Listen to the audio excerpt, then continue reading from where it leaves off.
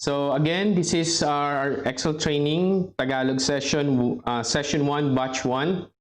So there will be another 3 more sessions pa po every Saturday, 2 o'clock ng hapon sa Manila, and then kung taga-Qatar po kayo, 9 o'clock po ng umaga. So ako po ay si Romeo Costillas. Isa po akong Microsoft Certified Solution Associate, BI Reporting. Isa rin po akong MOS Master and MOS Excel Expert.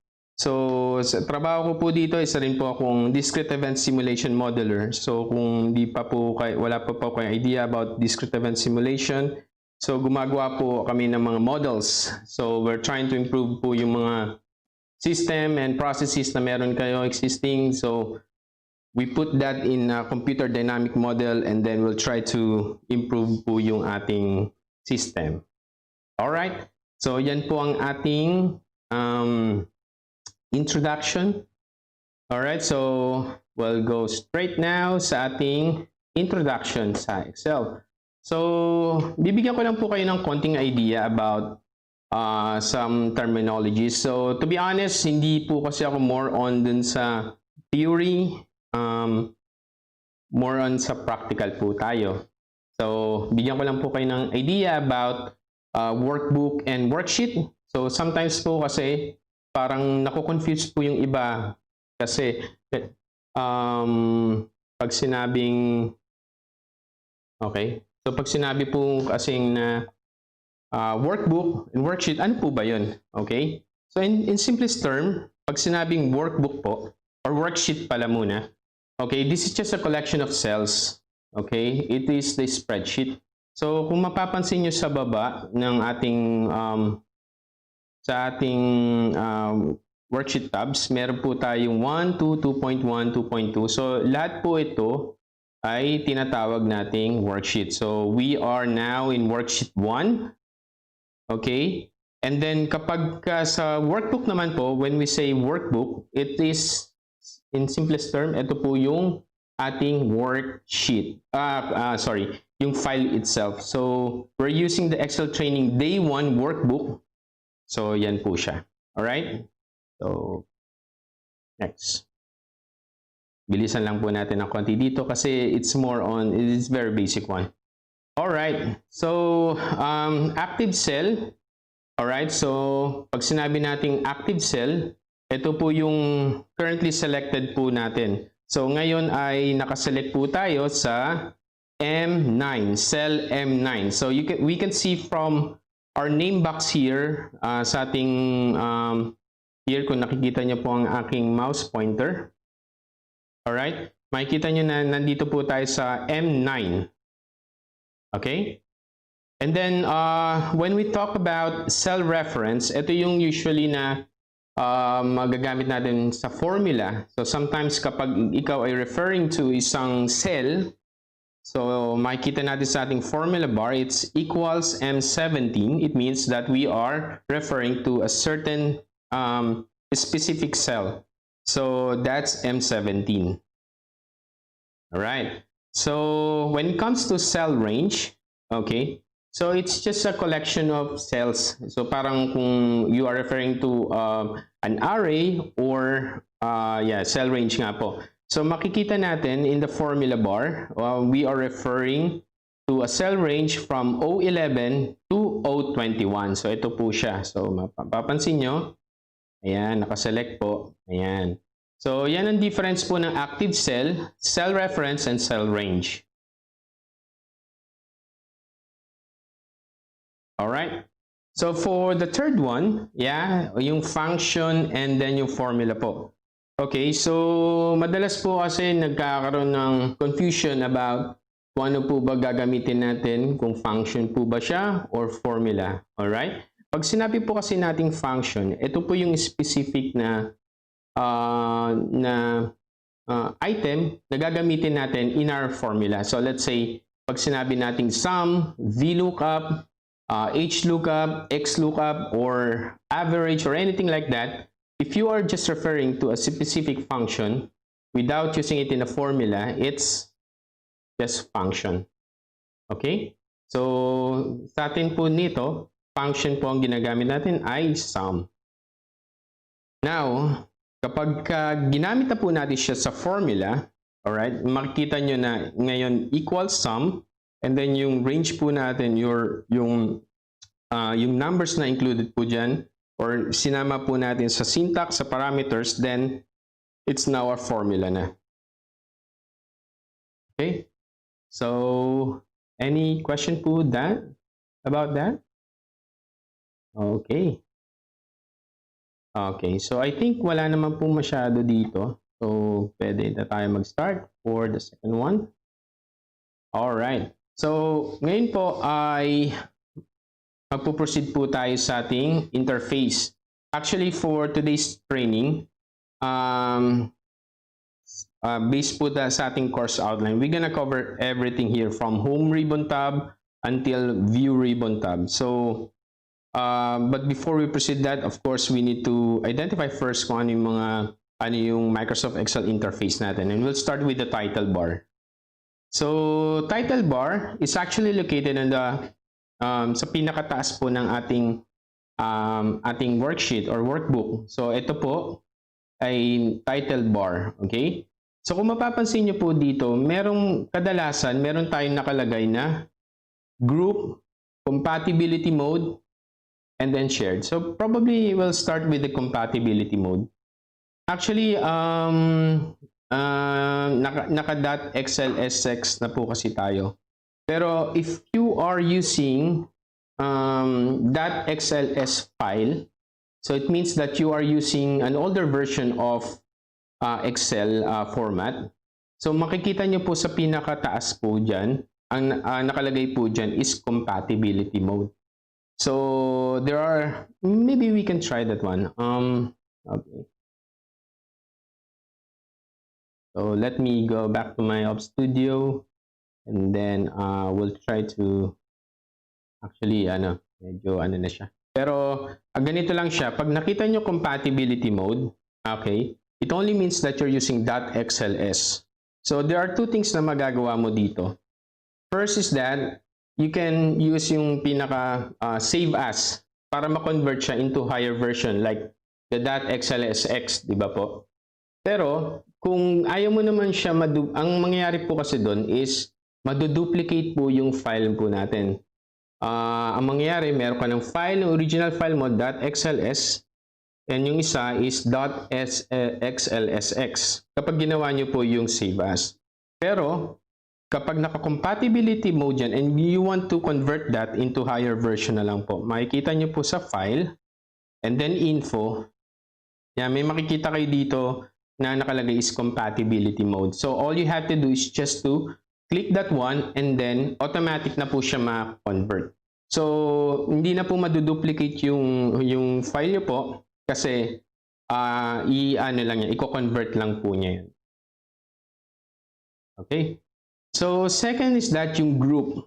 Well, I would say na itong group na to, kapag nakita nyo sa taas, okay, very critical po siya.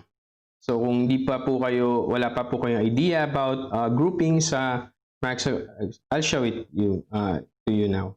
Okay? So, ito po yung sinasabi ko. Okay? So, makikita nyo sa title bar po natin na nagkaroon siya ng group. Okay, so ano po ang ibig sabihin natin yan? So it only means na nakaselect po tayo ng multiple worksheets. So makikita nyo po sa baba, 2.1, 2.2, and 2.3 ay nakaselect po sa atin ngayon. So earlier, sinabi ko po na medyo critical po siya. Okay, so bakit po siya naging critical? So critical siya kasi kapag nakaselect ka sa multiple worksheets and nag-apply ka ng anything like naglagay ka ng formula, nag-enter ka ng information, it will apply po dun sa lahat ng worksheet na yun. Okay? I'll show you, ha? Okay, so maglalagay po tayo ng group. Okay? So mapapansin nyo po dito na sa C3 po natin, sa cell C3 po natin, nag-enter po tayo ng information na group. Okay? So, puntahan po natin si 2.1. So napansin po natin na meron na pong information dun sa C3. Sa 2.2, mapapansin nyo, another data or values. And then ganun din po sa 2.3. So imagine kung ang worksheet mo iba't iba yung sa worksheets mo iba-iba yung laman. Let's say sa 2.1 nandun yung data mo, 2.2 nandun yung report mo, and then sa 2.3 meron kang ibang information na there, and then nakaselect ka dun at hindi mo na notice na meron ka palang na-select na multiple worksheets na group. So it means na mag-a-apply na po yan sa lahat. So pwedeng masira na po yung ating workbook. Okay? So take notice of that kasi very critical po siya. Okay? So proceed po tayo dito sa shared. Okay, so sa shared, so kailan po natin siya makikita? Tingnan natin po dito kung makikita. Actually, sa shared po kasi, by the way, I'm actually using Microsoft Office 365 na version ng Excel. So sa lower version like 2016, 2013, 10, and 2007, meron po, pag pumunta po kayo sa ribbon, sa Review Ribbon tab, mapapansin nyo po na meron ditong shared workbook. Okay? So, pag sinabing shared workbook, meaning, pwedeng mag-work simultaneously po yung multiple users natin. So, mas nag-work po siya kapag nakasave yung file po natin sa isang shared location, like shared drive po. So, kapag naka-activate po yun, mapapansin nyo sa taas na nakalagay is shared. So, let's say for example, si user 1 naka-access sa shared drive, in-open nyo yung file, so nag-enter siya ng information. And then si user 2 po, ganun din po, mapapansin nyo na every time na magsisave siya, makikita nyo na may information na nadadagdag. Unlike kapag wala pong shared, it means na yung isa po doon, yung huling nag-open is naka-read only lang po. Okay? So, malinaw po. I'd like to ask po kung medyo mabilis po ba, medyo mabagal ang ating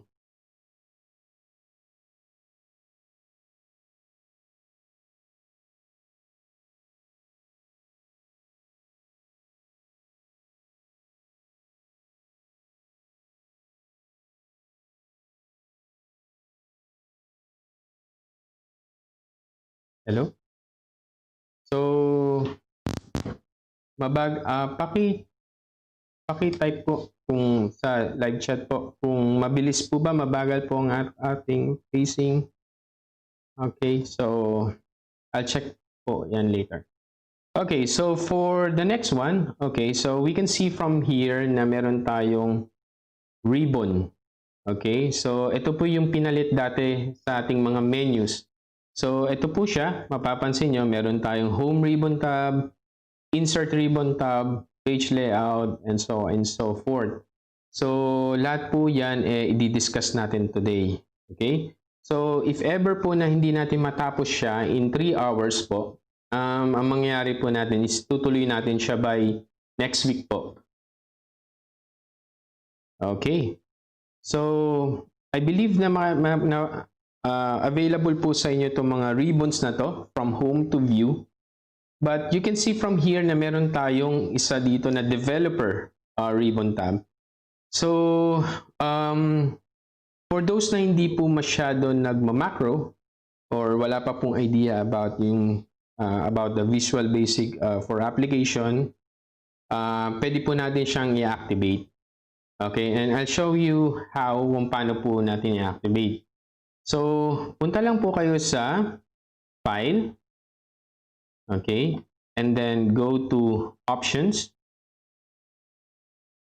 Okay, so mapapansin nyo sa ating Customize Ribbon. Okay, so ito po siya. Ito po yung lahat nating tabs, and then meron po tayo dito na Developer. Okay, so pag inactivate po natin yan, and then press natin OK, mapapansin po natin na nadagdag po ang ating developer ribbon tab. Okay? So, actually marami po tayong magagawa sa ating macro. Ito po yung pagka medyo advanced user na po kayo, pwede kayong gumawa ng mga automation using this form. Actually, yung mga, kunyari meron kayong mga table, database na gusto mong i-connect sa inyong Excel and then you want it to be like in a form type, unlike dun sa mga spreadsheet na naka-spreadsheet lang po, then developer po yung, kailangan nyo po i-activate yung developer ribbon tab and you need to know paano po mag-macro. Alright. So, second is that, itong power pivot. Actually, itong power pivot, ito po yung pinakagusto ko po sa ngayon kasi pinadali po yung buhay natin. Actually, kung and siguro magbibigyan po natin siya na magpo-focus po tayo dyan by day 2. Hopefully, pero it depends po kung meron po kayong power pivot sa inyong sa inyong Excel current Excel version. So, pag pumunta po tayo, okay, so paano natin i-activate si Power Pivot? Punta po kayo sa File. Okay, well, actually for older version, I think for 2016 and 2013 below, kailangan nyo po yatang i-install si Power Pivot. Separate add-ins po siya. Pero if you are using Microsoft Office 365 na po, included na po siya sa ating Excel. Kailangan lang po natin siyang i-activate. So, paano natin siyang gagawin? So, let's say you are using Office 365. Punta po tayo sa File. And then Options. And then punta po kayo sa Add-ins.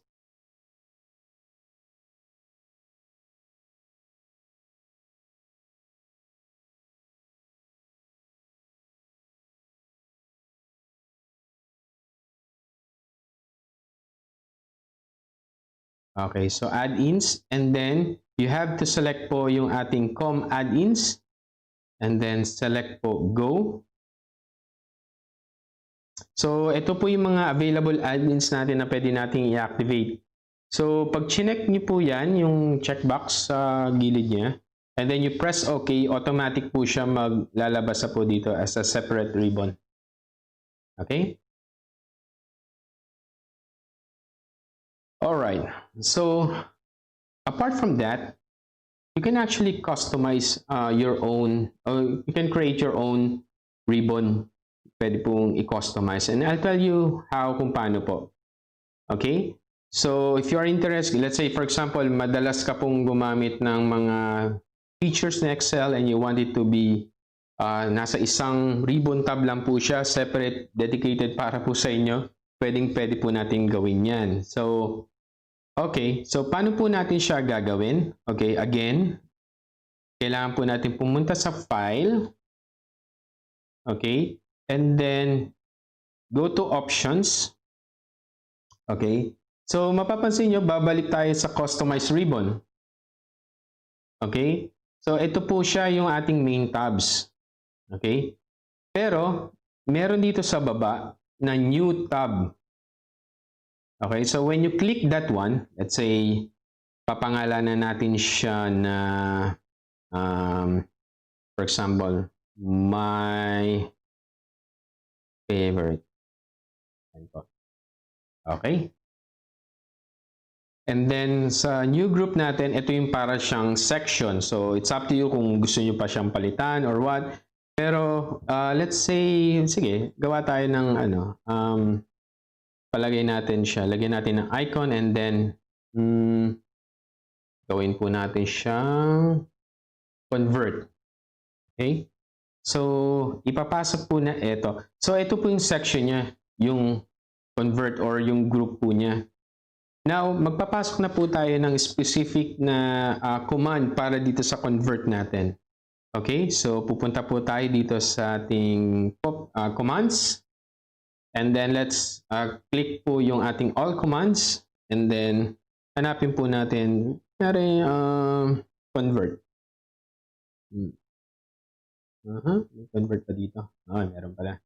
Okay, so kunyari, ito yung pinaka mga favorite nyo po na commands na gusto nyo ipasok dito. So, nakaselect po tayo dito sa convert and then add po natin siya.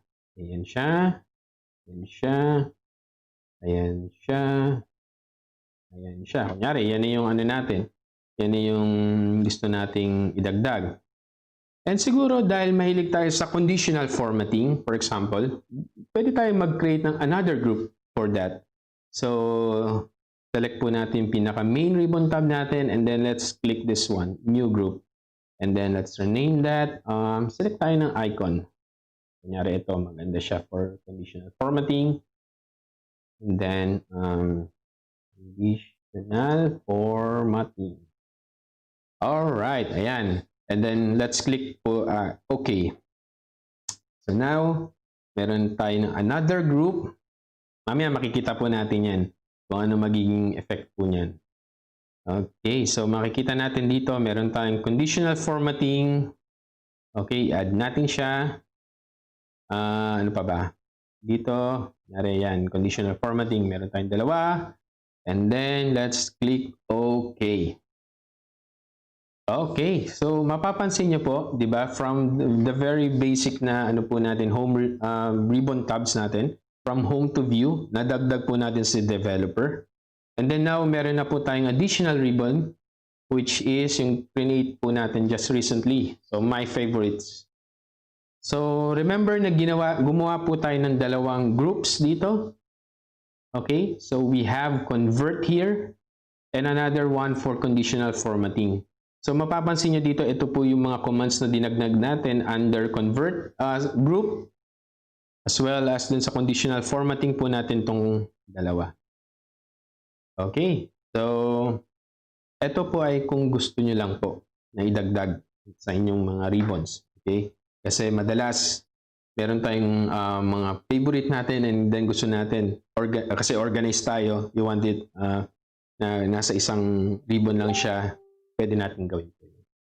Okay? So, okay po ba tayo? Paki-chat lang po kung medyo hindi po nakashare yung ibang windows. Okay. So, developer till now, di ko po makita yung ginagawa niyo po. Alright. So, okay, kasi kaninan medyo naghang po siya. Okay. I don't know, for some reason yung Excel ko po medyo bumagal. Pero, ngayon po.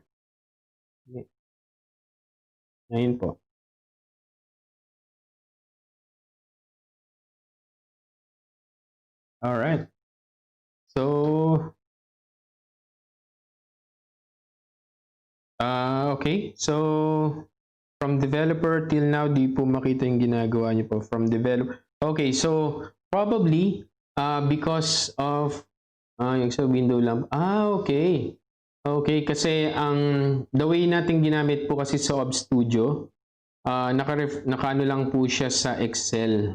Okay, so nakalink lang po siya sa Excel. So probably, okay. Sayang. Pero how about po yung ating, yung my favorites. Nakita nyo po na nadagdag po yung ating from developer, sir. Okay. Okay, from developer. Okay. So, ito pala yung problem natin kapag gamit natin ng online. Okay, so, siguro we'll take note of that para sa ating next na session. Instead of using yung, mag-refer po tayo sa specific cell, siguro share ko na lang po yung window para mas maganda. Okay, wala sir, no discuss from developer. Okay, so that's a big problem. But anyways, what I tried to explain earlier is yung ating nag-create po tayong additional ribbon. Okay? Nakita niyo po ba about yung power pivot? Nakita niyo po? Excel yung step. Okay. So we'll do that. Siguro sir, screenshot then paste sa Excel yung steps. So, okay. So probably ang magagawa ko na lang po. So since we are doing the live session, magagawa ko po is I'll create a video para po dun sa ating ribbons. Okay? And then by next session po, ang gagawin natin is i-share, instead of i-share po natin yung yung Excel natin. Siguro yung window na lang po. Okay? All right. So, let's proceed to the next one, which is yung name box. Okay? So, any one of you may idea na po on how to use the name box or kung paano po mag-define ng name sa... Okay. So, kung mapapansin nyo po, okay, so kung mapapansin nyo po ngayon, habang binabasa ko po yung chat nyo po ngayon, ang live stream po kasi merong around 30 seconds na delay po siya. So, habang pinapanood nyo po yan, may ibang topic na po kung dinidiscuss. So, kaya hindi ko po siya na Okay. So, I'll create one. No worries on that. Okay. So, yeah. So, now, name box na lang po tayo. Okay. So, siguro dun sa earlier topic, i-create tayo na another video for that. And then we'll sort that out sa next session na instead of sharing the Excel file, siguro yung mismong window na lang para you can see it from the screen. Okay. So now, name box. Okay. So, again, okay, meron tayong quantity here sa ating 40. And mapapansin nyo, by default, ang ating cell name is D40, which means that we are referring to D column and then row 40. So ito po siya. But what's good in kung medyo advanced na po kayo when it comes to doing the formula, madalas po ang ginagawa is mag-create po tayo or mag-define po tayo ng ating name. So instead of D40, papangalanan po natin siya na quantity. And para magawa po natin siya, we need to, it's either punta po kayo sa name box, and then type po yung ating name. And when you press enter, okay, so ang mangyayari po dyan is, itong D40 na po na to ay mapapalitan po siya ng name or nag-define ka na ng specific name for that. So, let's say for example, gagamitin na natin siya sa ating formula. So, mapapansin nyo, when I click this, D40, makikita natin sa name box na instead of D40 nakalagay, it's now quantity. Now, let's try to refer to that quantity. So, maglalagay po ako ng formula po. So, mapapansin nyo ngayon na meron na akong specific name for that. And when I press enter, okay, so napakalinis po ng ating formula. Okay? Meron po tayo niyan. Okay, so that's for cell reference. What if kung a group of cells naman po ang papangalanan natin? Let's say for example, ito, from F40 to F45. And then papangalanan po natin siya na boxes. Okay? So, try natin po. First is that you need to highlight first. You need to highlight the range. And then, again, you need to go to name box and then type in boxes. So, kapag in-enter na po natin siya, it means na mabavalidate na po siya. Okay? I'll press enter. Now, it's boxes. Okay? Now, try natin na gamitin siya sa ating formula. So, since marami po tayong numbers here, pwede natin magamit is sum. Diba? Usually, ang ginagawa natin sa ganito, after natin i-enter yung function, siniselect po natin yung range, right? So, pero since we define a name already for this range, pwede na po natin gamitin yung boxes. So, tingnan natin ha. So, mapapansin nyo na available na po ang ating boxes here. And then, when you press enter, boom, ito na po siya. Right? So, napakalinis po ng ating formula. So, equals sum, and then nag-define tayo ng name, boxes. Now, let's say for example, gusto natin gamitin tong quantity, and then yung boxes. Try natin. Baka pwede. Okay? So, i-divide natin yung, for example, boxes. Yan. Boxes. Divided by quantity. So, mapapansin nyo, available po siya, no? So, tingnan natin kung mag-work.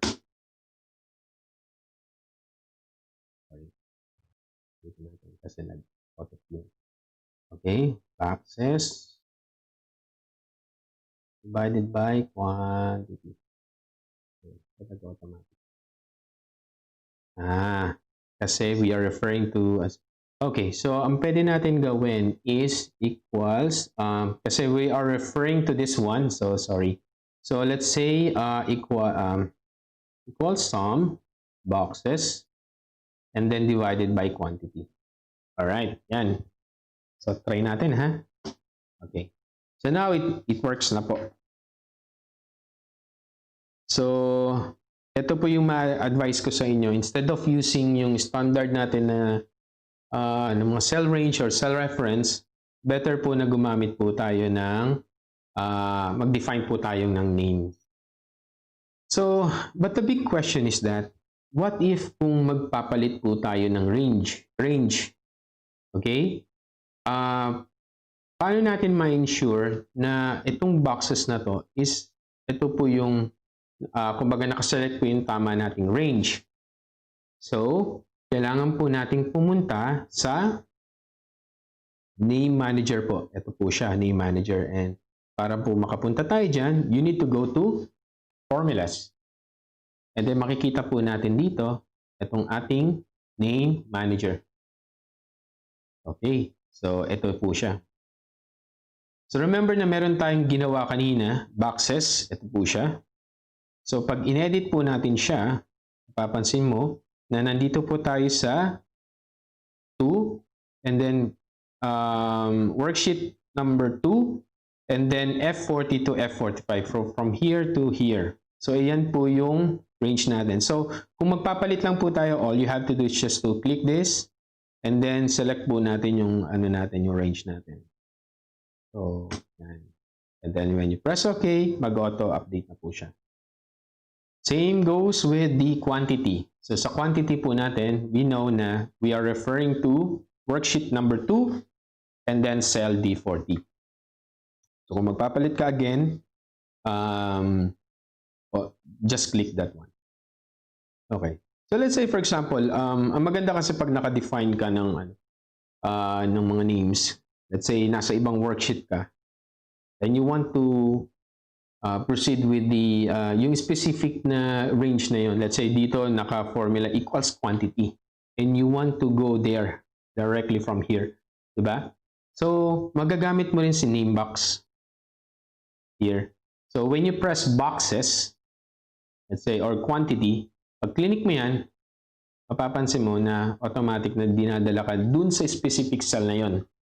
So napakadali lang po. Kaya sana po yan, aralin nyo po itong define name na to, or yung sa name box, paggamit ng name box, kasi magagamit nyo po siya eventually, for sure. And that's for sure.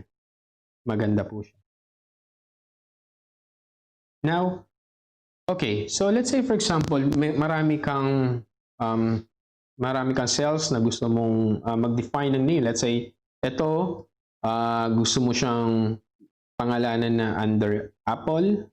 Ito, maging banana, cherry, grapes, guava. So, meron po tayong easier way na para gawin po yon. Unlike kung mamanualin mo pa po siya, you need to go to a specific cell and then you need to type in po yung kunyari apple, yun po yung title niya. Pero you don't need to do that kasi meron po tayong way. Okay, so paano po natin gagawin? First is that to highlight po ang ating table. So make sure na nasa left po siya, or it's either nasa left or nasa taas, sa baba, sa right. Wherever it is, magagawa niyo po yan. And then, you have to go to formulas. Okay? And then, create from selection. Okay? So, ngayon, makikita nyo po na meron tayong create names from values in the top row, left column, bottom row, and right column. So sa case po natin ngayon, so since ang name po natin is nasa left column, then itry po natin siya i-click and then okay. So we'll see kung gumana po siya. So mapapansin niyo po ngayon, yung I-39 po natin siya, automatic na nagpalit na po siya ng apple. Same goes po sa ating banana na nasa I-40, cherry, grapes, and guava. So napakabilis po niya gawin. Okay, so again, kung gusto mo siyang gamitin sa formula, kunyari equals apple plus banana. Okay, tingnan natin kung mag-work. Okay, nag-work na po siya. So pero ang linis ng formula po natin. Right? Okay, so try once again. Sa guava naman, divided by apple. Okay, enter. Okay, so gumana po siya. Right? So, try po natin aralin si define name. Okay, so, okay, punta po tayo sa ating formula bar. Okay, formula bar. So, pero, silip po muna ako sa mga chat. Baka meron po kayong special information.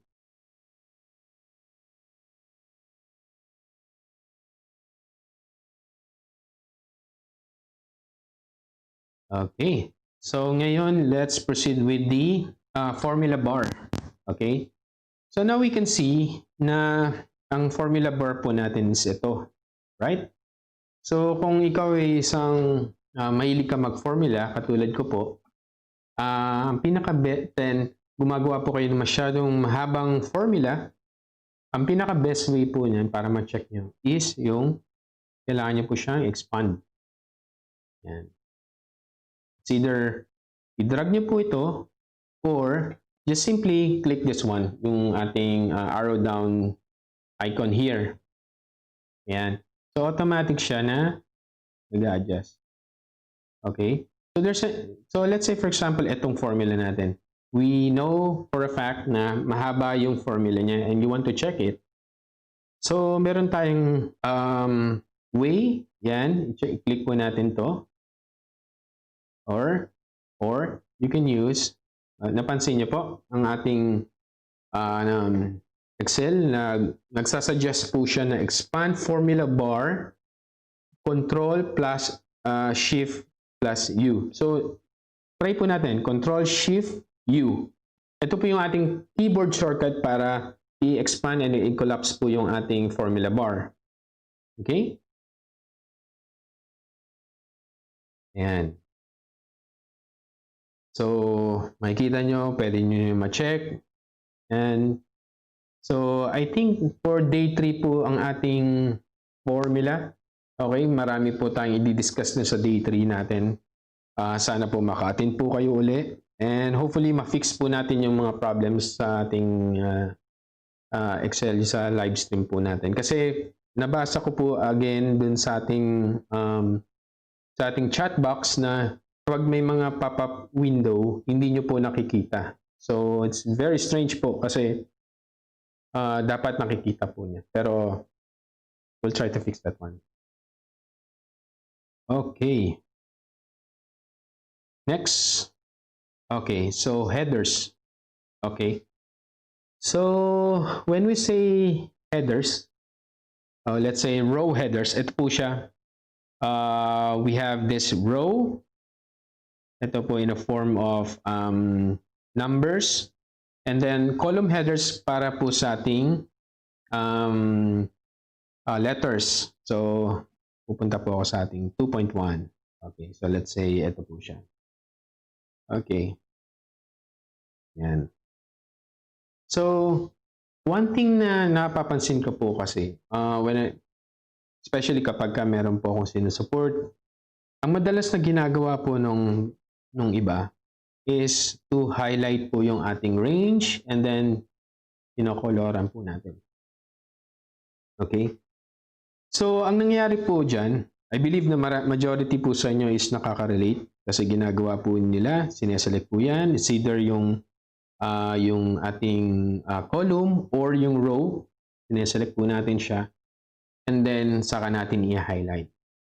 So, hindi ko naman po sinasabi siyang mali, pero may malaking impact siya kapag lumalaki na po yung ano natin, yung file po natin, especially sa file size.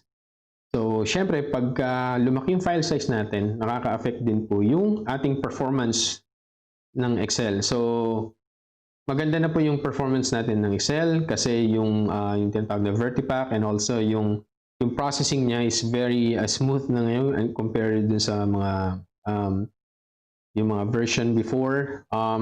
Pero still, it consume po ang ating yung file size po natin. So, I would really suggest na not to do that simply because ito po siya. Para bigyan ko po kayo ng idea. So, pag ginawa nyo po itong A column, sinelect nyo po, what happens is that you're actually selecting or applying this format 1,048,576 na cells. So imagine that. 1 million po ina-highlight nyo po. So ang ginawa nyo lang po is to just color it by yellow. Pero what if kung dinagdagan mo pa na ibang format? Let's say ginawa mo siyang bold, italic, unit, so that's a separate format. So ang mangyayari po niyan, of course, may tendency na lumaki yung file po natin. So what if kung nag-select po kayo ng dalawa and ginawa nyo siyang hin-highlight nyo po. Ang mangyayari po dyan, so 1,048,576 times 2, nasa around 2 million na po yung sineselect nyo. Right? Which is hindi po siya magandang practice. So, ipipress ko po yung control home para bumalik po tayo sa taas. Another thing is that, ang ginagawa po, di ba, yung sa rows nga po. So, sa rows naman po, ang ginagawa nyo po is, ina-highlight nyo lang po yung buong 16,384 na columns. Okay? So, sobrang dami po nun.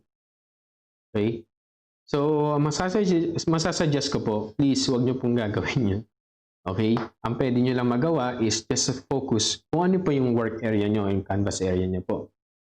So, okay. So, para magawa po natin siya, okay? So, kunyari, ito. Sa 2.2 po tayo. Mag-share lang po ako kung anong mga ginagawa ko. Okay? Let's say, for example, ma-anticipate ko po na ang ating gagawin is hindi naman kailangan ng malaking spreadsheet. Okay? And I assume na magtatapos lang siya by J column. Okay? So, magdadagdag lang po ako ng extra 2 columns, let's say L, and then i-hide ko po siya. Okay? So, gagawin ko po, i-click ko po itong L column. I repeat, i-click ko lang po itong L column, thinking na hanggang dito lang po yung acting data. So, let's say, for example, walayan ko na po siya. Kunyari, before I create this one, before I create yung data ko po, yung report ko or anything like that, anticipate ko na po hanggang J lang siya. So, mag-allow lang po ako ng probably dalawa, okay, para makapag-insert po in case na kulang.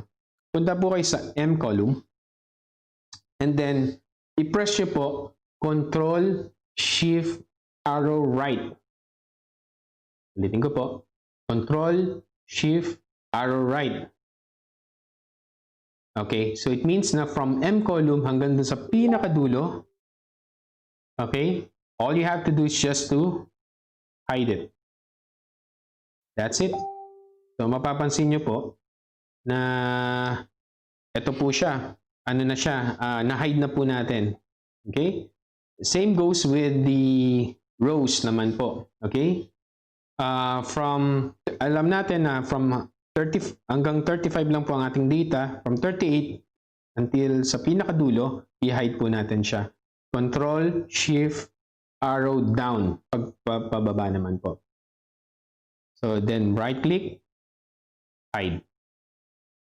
So now mapapansin nyo po na medyo malinis na po ang ating data. So ang ano lang naman dyan is kung kailangan mo ng extra column, punta ka lang doon sa second to the last column and then insert lang po kayo and then ganun na po siya. Okay? So ang tendency kasi niyan, kapag maliit lang yung space mo, madali kang mag-navigate. So hindi ka lumalagpas ng hindi ka maabot ng 100,000, 1 million kasi dito lang yung working area mo. Madalas hindi mo naman kailangan ng malaking area unless nag-work ka, wino-workout mo yung isang big data mo. Okay? Okay. So again, for rows, if you click this, makikita nyo po na meron tayong around 1,048,576 sa ating .xlsx na format. Sa older version po natin, meron tayong around 65,536.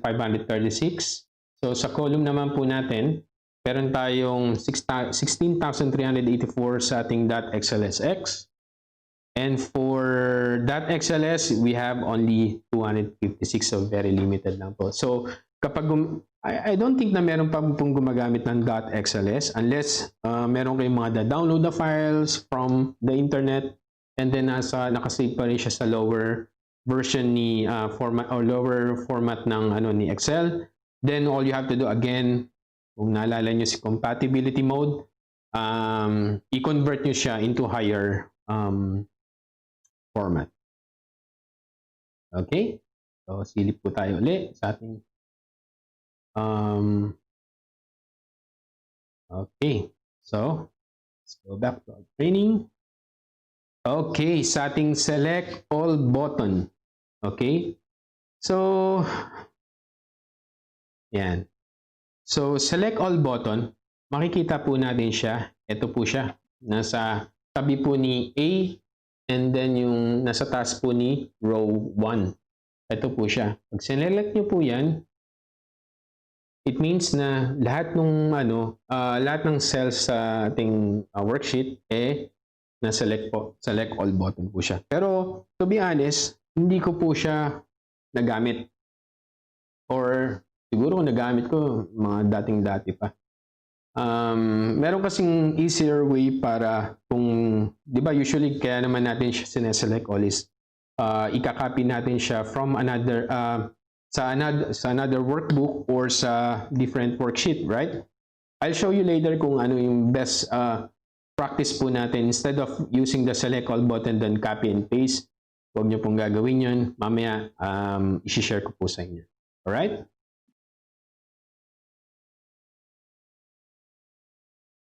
Alright, so punta po tayo sa ating quick access toolbar.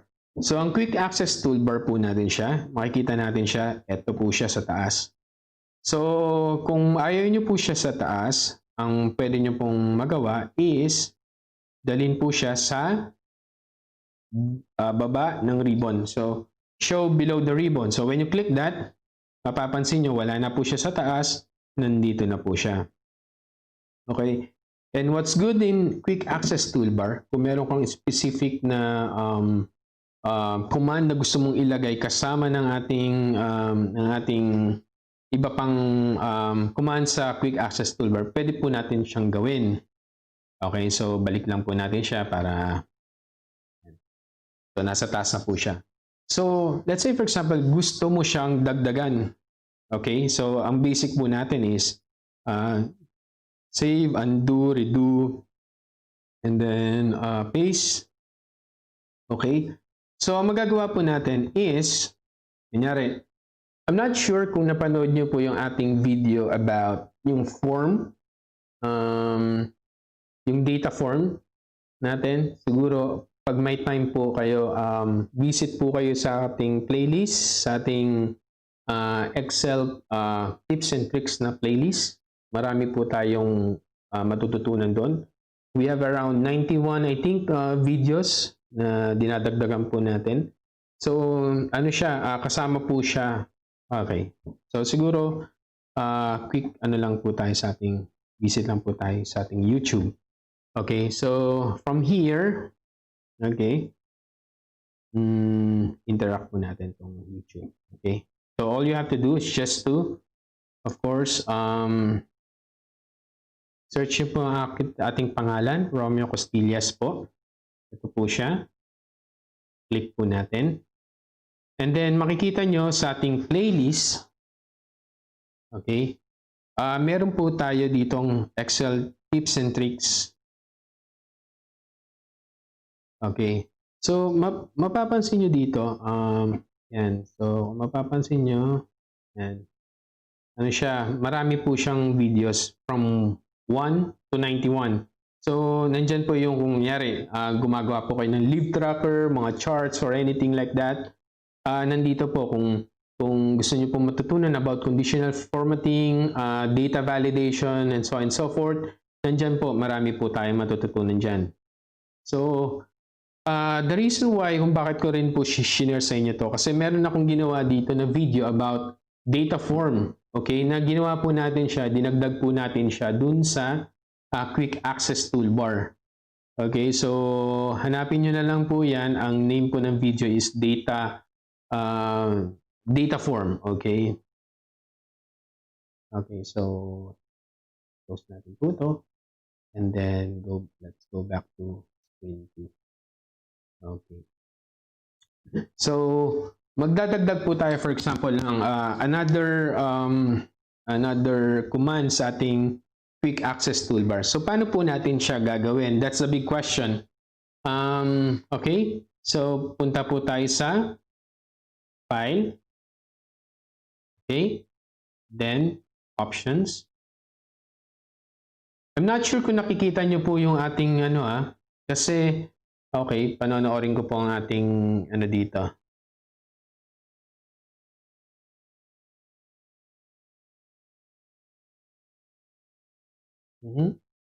Options.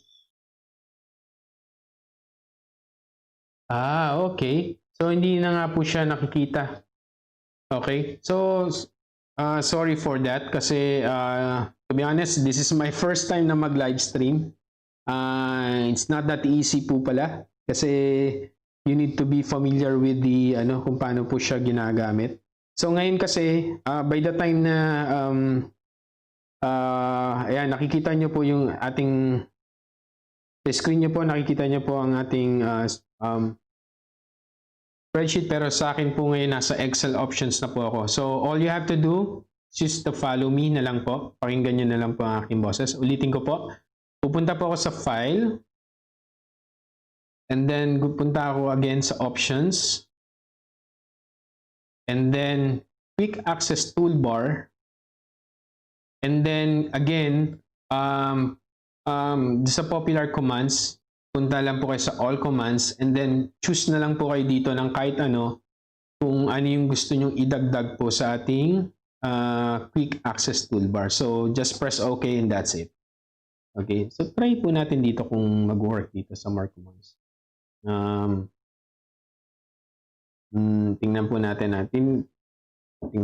sa ating cellphone kung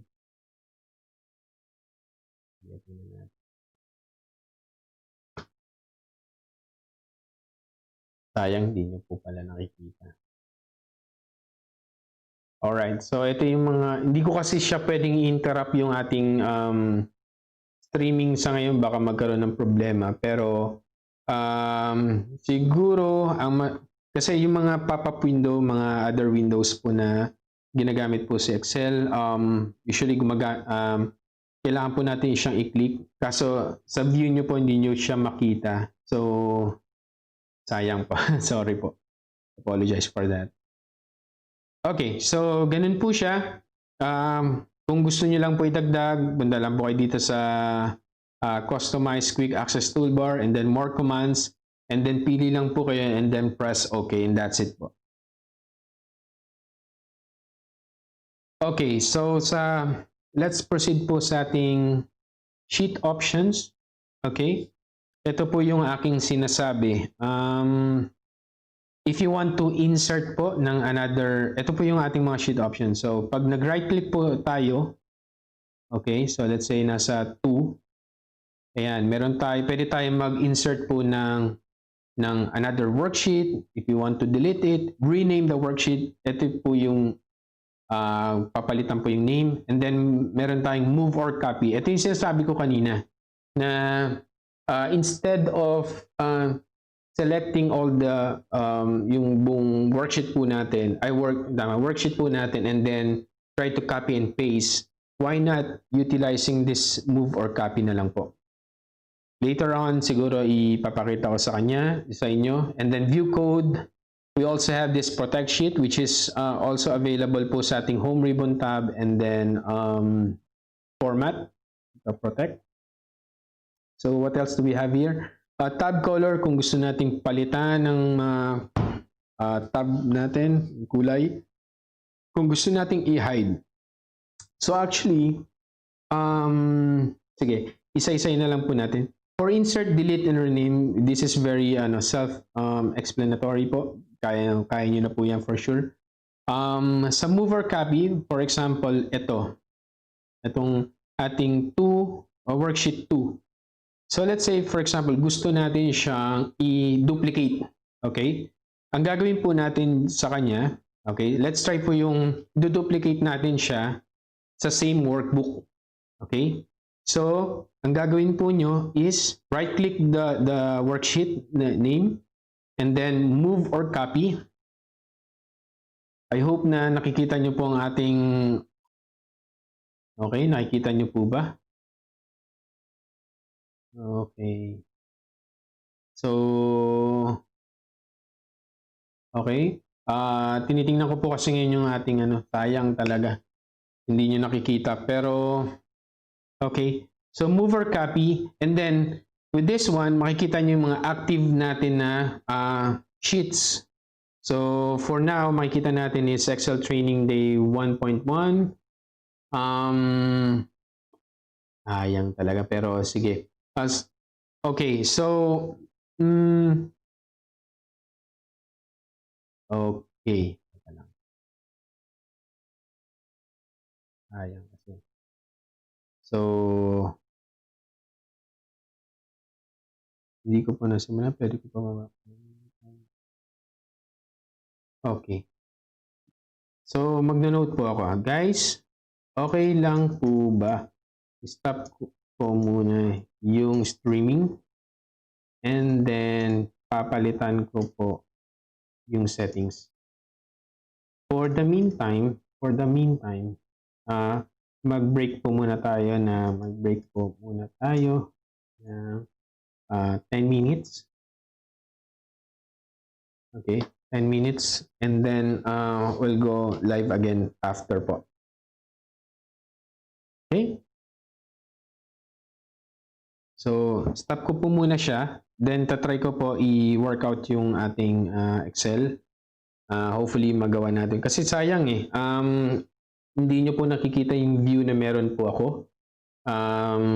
Okay, in 10 minutes po, stop muna natin streaming and then babalik, isa-set up ko lang po. Okay? From 10:07 or sa aking relo, 10:17 po, babalik.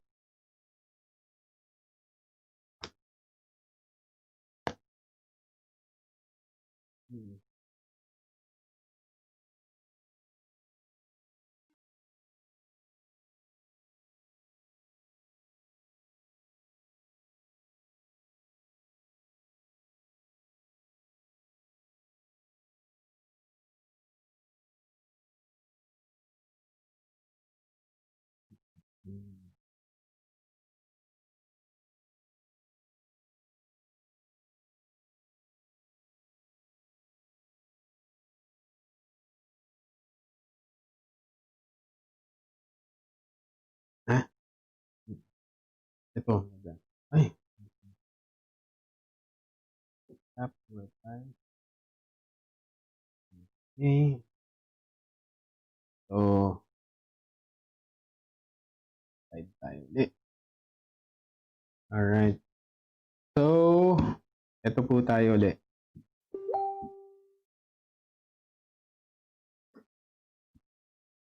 Alright. So, di ko po siya ma-edit po sa ngayon. Pero, probably by next time po, i-ano natin siya.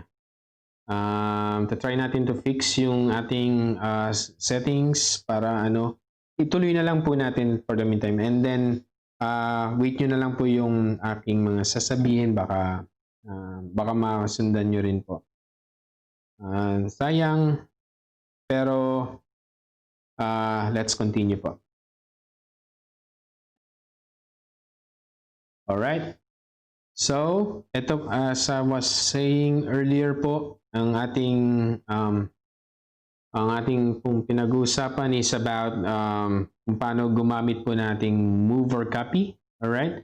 So, move or copy, just click that one. Right-click to the sheet tab and then click the move or copy. And then from there, kung masusundan nyo po ako, actually available naman po siya sa lahat ng kahit yung mga lower version ni Excel. So kung gumagamit po kayo ng computer sa ngayon, mapapansin nyo na yan, pwede yung right click and then pwede po kayong mag-select ng book, workbook. Pwedeng it's a new book or yung existing workbook po natin. But what's more important is that do not forget po na i-click po natin ang ating create a copy. Because kapag hindi po natin click po yung create a copy, what happens is that yung buong worksheet po natin, let's say click nyo po new book, yung worksheet na sa case po natin is worksheet 2 po natin, hindi nyo click yung create a copy, what will happen is that mamumove po siya dun sa another workbook, which is hindi naman po natin kailangan gawin yon. So there's another way of moving or move a copy kapag sa ating pag sa same workbook lang po natin. All you have to do is just to click the Control Shift arrow right. So let's try this one, ha. So itong 2 natin, okay. So ipe-press ko po Control Shift and then arrow right. Ayan, mapapansin nyo nagkaroon ng plus sign sa baba. And then pag nirelease ko po siya, see, nagkaroon siya ng duplicate na worksheet. Ayan. So mapapansin nyo, dalawa na po ang ating 2. Okay? Okay, so pag ni-right click po natin siya, and then click po natin tong view code na to. Okay, sa view code po kasi ang mangyayari dyan is pumapasok po tayo sa ating Visual Basic Editor. So again, dahil hindi po natin nakikita yung other window, pag ginawa nyo po sa inyong PC yan, try nyo po i-click yung view code. Ang mangyayari po dyan is mag-open si Microsoft Visual Basic for Application. Ito yung VBE na tinatawag natin, Visual Basic for Editor. Visual Basic Editor. And then Protect Sheet, we'll discuss that more pag nasa Home Ribbon tab na tayo. Tab Color, Hide. Actually, itong very hidden po natin. Very useful po siya. I'm not really sure kung aware na po kayo sa very hidden. Okay? So, gagawin po natin, ha? Pag hinide po natin to, let's say, for example, itong specific worksheet na to, 2, when you click this, hide, okay, ang nangyari po sa kanya is naka-hide na po siya, right? Hindi na po siya natin nakikita unless i-unhide po natin siya. Ayan. So makikita natin na lumabas na po uli siya. Okay?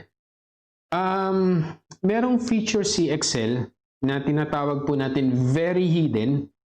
Ano siya, hindi mo siya ma-open unless papasok ka ng Visual Basic Editor. Actually, na-cover ko na rin po siya sa ating video sa sa Excel tips and tricks natin. Hanapin niyo po yung specific na video na yon, very hidden. Ang ginagawa lang po niya is, okay, so sundan nyo na lang po ako kasi I'm sure na hindi nyo makikita again yung ating window. Okay, so right click, po natin. Ito yung target po natin i-hide. Okay? Let's go to view code.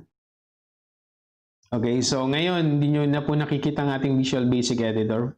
Pero ang gagawin lang po natin is, kung sinusundan nyo po ako ngayon, kung sa mga hindi po makakasunod, pwede nyo na lang po natin gawin is to look for that video sa aking Excel tips and tricks. All you have to do is just to select po yung ating specific na worksheet na gustong i-hide. And then, apply po natin yung properties. Meron sa pinakababa po nun, which is yung visible. Change it to very hidden. Okay? So, and then close the yung BBE po natin. Now, kung mapapansin nyo dito, bumalik na po tayo sa ating worksheet. Okay? Pag ni-right click po natin siya, wala na po tayo naka-hide na worksheet ngayon. Okay? So it means na only yung mismong gumawa po nung report, nung Excel file, ang nakakaalam na meron pa siya naka-hide. Okay? So usually ginagawa po yan pagka merong mga sensitive information na hindi mo gustong i-divulge siya ibang mga users, and then gusto mo siyang naka-hide lang po. So kunyari sa payroll may mga doon, mga salary po doon na gusto mo itago, pero you need to use that information sa report mo, sa ibang worksheets mo, and you need to refer to that. Pwede nyo pong magawa yun. So again, meron po tayong features sa Excel na very hidden, na magagawa nyo lang po siya using Visual Basic Editor. Okay? So I'll try to put it back to visible. Okay? Yan. So, yan. Hidden. I-click ko lang for hidden. And then ngayon, babalik ako sa Excel. And then now, you can see na meron na akong unhide. Meron akong hidden worksheet. And then again, nandito siya. Okay. So, na-open ko na po siya. Okay. So, yan. Okay. So, workbook views, medyo bibilisan po natin. Sorry talaga kasi I'm not really aware na hindi nyo nakikita yung other windows, pero try to, na lang, sundan po yung aking mga sinasabi. Okay, and then hopefully ma-fix po natin siya by next session. Okay, so workbook views. Okay, so we have normal, page break preview, page layout, and custom views. Okay? So, ito lang po siya. Pwede nyo siyang gamitin dito. Ito, nasa normal po tayo sa lower right corner po ng ating spreadsheet. Okay? So, I'm actually pointing sa ating normal view. And then, page layout. Ito po yung itsura niya. Okay, so mag-open tayo ng ibang work. Yan. So, let's say ito. So, papalitan ko siya ng page layout. Ayan. So, dito kasi sa page layout, minimize natin itong ating... Okay, so, yan. So, mapapansin nyo dito na meron tayong tatlong sections for header. Yan. And then, meron din po tayo sa baba for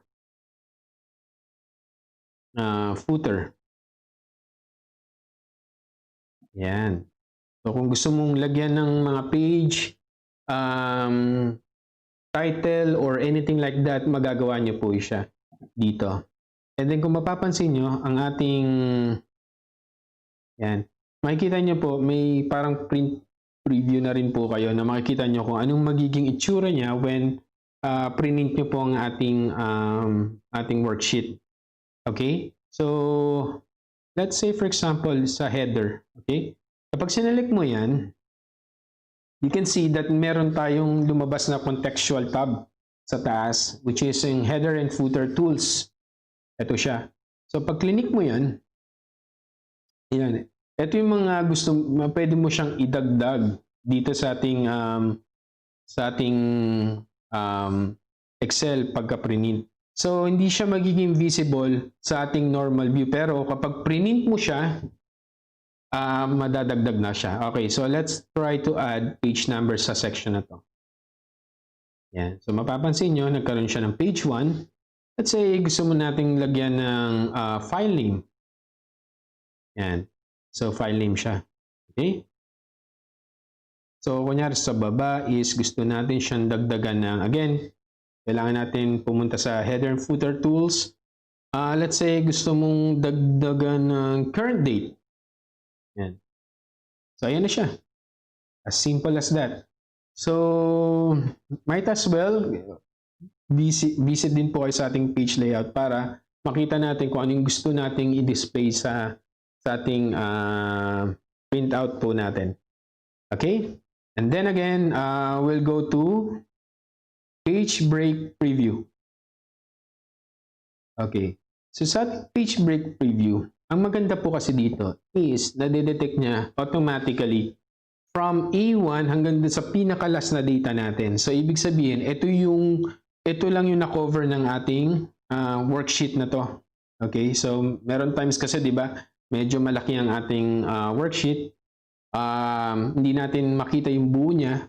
Siguro, ang pinaka-best way is to pumunta kayo dito sa ating page break preview and then makikita mo kung ilang pages siya pag print. Okay? So, try natin dagdagan. So, ito yung data natin, right? So, na-detect niya from here to here. Okay? Pero what if kung magdagdag tayo? Let's say, magdagdag tayo ng data dito sa Q94. Okay? So, last cell. Kunyari.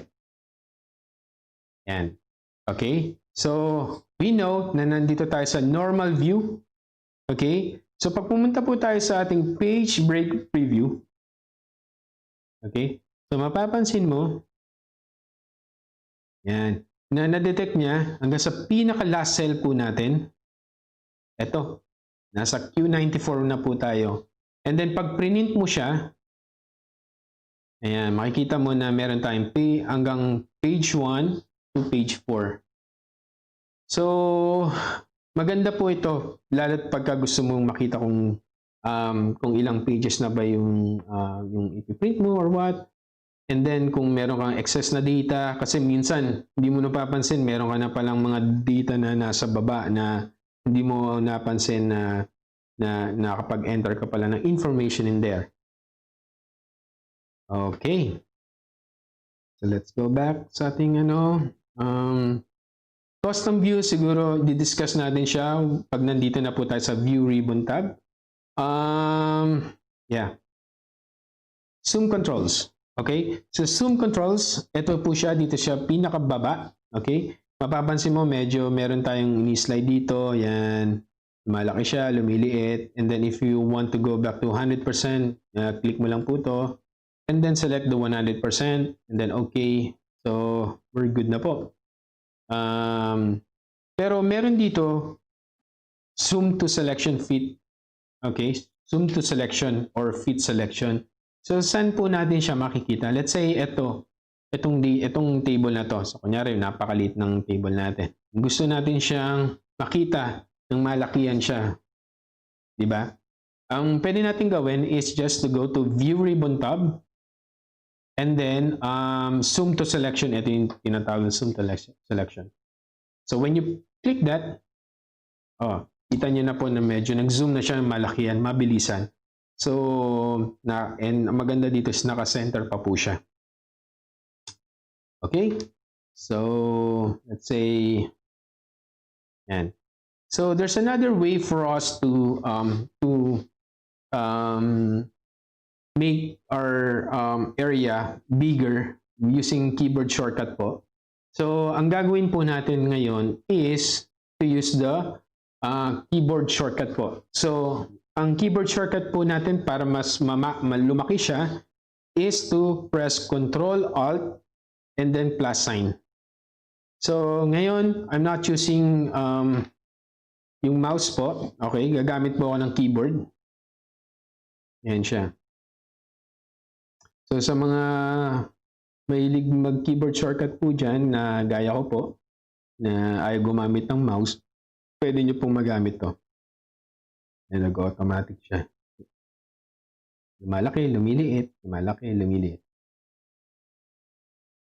Okay? So, okay, sheet tab scrolling button. Okay, so actually, hindi masyado to gamit. Okay?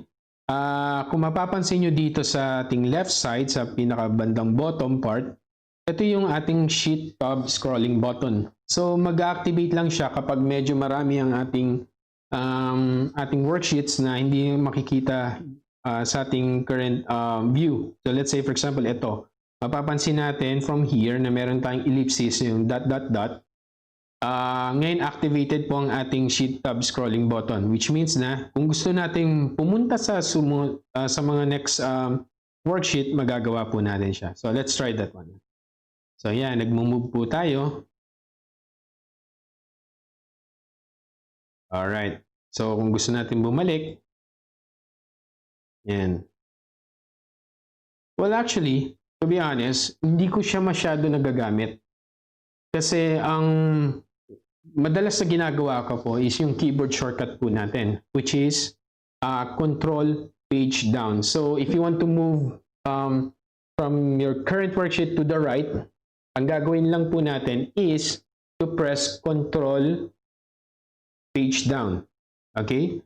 And then pag gusto mo naman sa left, let's say nasa 2 ka, worksheet 2 ka, gusto mong pumunta sa previous worksheet, which is 1 and start, all you have to do is just to press control page up. So try natin ha. So pwede nyo ako sundan kung meron kayong create kayo ng mga worksheets na marami, and then try to use page up and then page down. Okay, so currently nasa worksheet 2 po tayo. Okay, so press ko yung page down ha, control page down. So now, nandito po ako sa ating next worksheet. Yan, 2.1, 2.2, 2.3, home, page 1, insert, page layout, PL1. So, ganyan lang po ang ginagawa ko. Automatic, nagmo-move ako dun sa next. And then, kung gusto ko naman siya bumalik from dito sa right to left, then control page up lang po. Yan, ayan, natututo na po tayo ng keyboard shortcut. Okay? Okay. Okay. So, sa view shortcuts po tayo. Okay, view shortcuts. I-hide po muna natin to para hindi siya nakakalito. Okay. So, view shortcuts. Okay. Again, kung ikaw po ay isang katulad ko na ayaw gumamit ng mouse, yan, ayaw ko gumamit ng mouse, ang ginagawa ko po ay nag-keyboard shortcut po ako. Okay? So, para ma-activate po natin yung shortcuts na yan, all you have to do is just to press Alt on your keyboard. Okay? So, ipipress ko po siya ngayon. Ayan. So, nung na-press ko na po siya, mapapansin nyo na meron tayong mga letters. So, from dun sa Home Ribbon tab, meron tayong H, N, P for page layout, M for formulas, data, A, review, and so on and so forth. Ibig sabihin yan, you have access to that shortcuts. So, kunyari, gusto kong pumunta sa formulas, for example, ang ipipress ko po ay letter M. Ipipress ko po And then now, without using the mouse, pwede ako pumunta, for example, sa name manager, which is, ito yung na-discuss po natin earlier. So, nakalagay po dyan is letter, what? Letter N. So, again, ipipress ko po yung N. And then now, I have access to the name manager already. So, yan. Okay? So, close lang po natin siya. And then, very useful siya.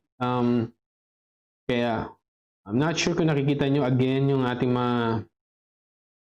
Okay. So, hopefully, nakikita nyo. Okay. Quite frustrating po kasi hindi nyo nakikita. Pero it's okay. It happens. It's our first time, not bad, di ba? Na-learn po natin ang ating lesson. Maybe we can work on that on the next session. Again, okay. So for next one, pin and unpin ribbon. Okay? So, pin and unpin ribbon. Okay, so ang ano lang dito is pwede natin siyang i-expand, i-collapse. Remember na ang ating ribbon ay ito. Itong buong to, right? Okay, so ibig sabihin kasi by default, nakapin po siya. Okay? Pero pag gusto mo siyang i-unpin, yan, i-click nyo lang po to or i-collapse lang natin. Yan, para mas malaki yung area po natin. Okay? So, another way para i-expand or i-collapse po ang ating ribbon, Control F1 lang po tayo. And then yan. So, sa mga naka 2013 and up, pwede nyo magawa po to. Control F1. Ayan, para i-ano siya, i-pin, unpin po ang ating ribbon. Okay. Okay, so File tab. Okay, actually there's a lot of things na pwede natin discuss dito, pero sige, tuloy na lang po natin. Ang mahirap lang kasi hindi nyo po nakikita yung ibang windows. This again. Alright, so let's proceed again sa File tab. Okay. So now we can see from here na meron tayong mga here, kunyari, may mga templates po tayo na we can use.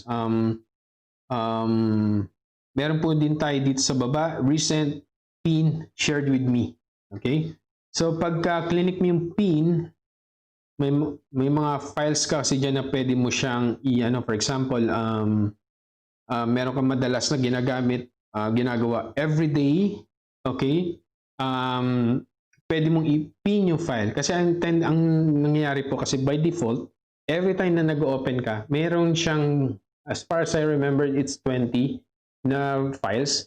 So, automatic siya na kinukuha niya yung last 20 worksheets na inopen mo. And then, lang siya, pumapatong-patong lang din po siya. Pero, kapag pinin mo po yung specific file, for example, ito, training day 1, and then pinin ko siya, ito po siya, click ko po siya. So, ang tendency niyan is, hindi siya makakasama dun sa top 20 na sinasabi ko po kanina. So, lagi po siyang nasa top. Okay? So, click po natin yung pin. Now, we can see from here na nakapin yung isang file, Excel Training Day 1. Okay? So, mas madali po siya, mas madali nyo po mapuntahan yung ating Excel file kasi nandyan na siya lagi. Unless i-unpin mo na po siya. And then sa shared with me, makikita mo dito yung lahat ng mga shinare sa inyo na file, whether it's via OneDrive or SharePoint, makikita nyo po yan lahat dito. Okay, so yan po siya. And then of course, sa new and open, very self-explanatory. Sa info, I'm not sure kung pag-clinic ko. Okay, so at least we can still see this information.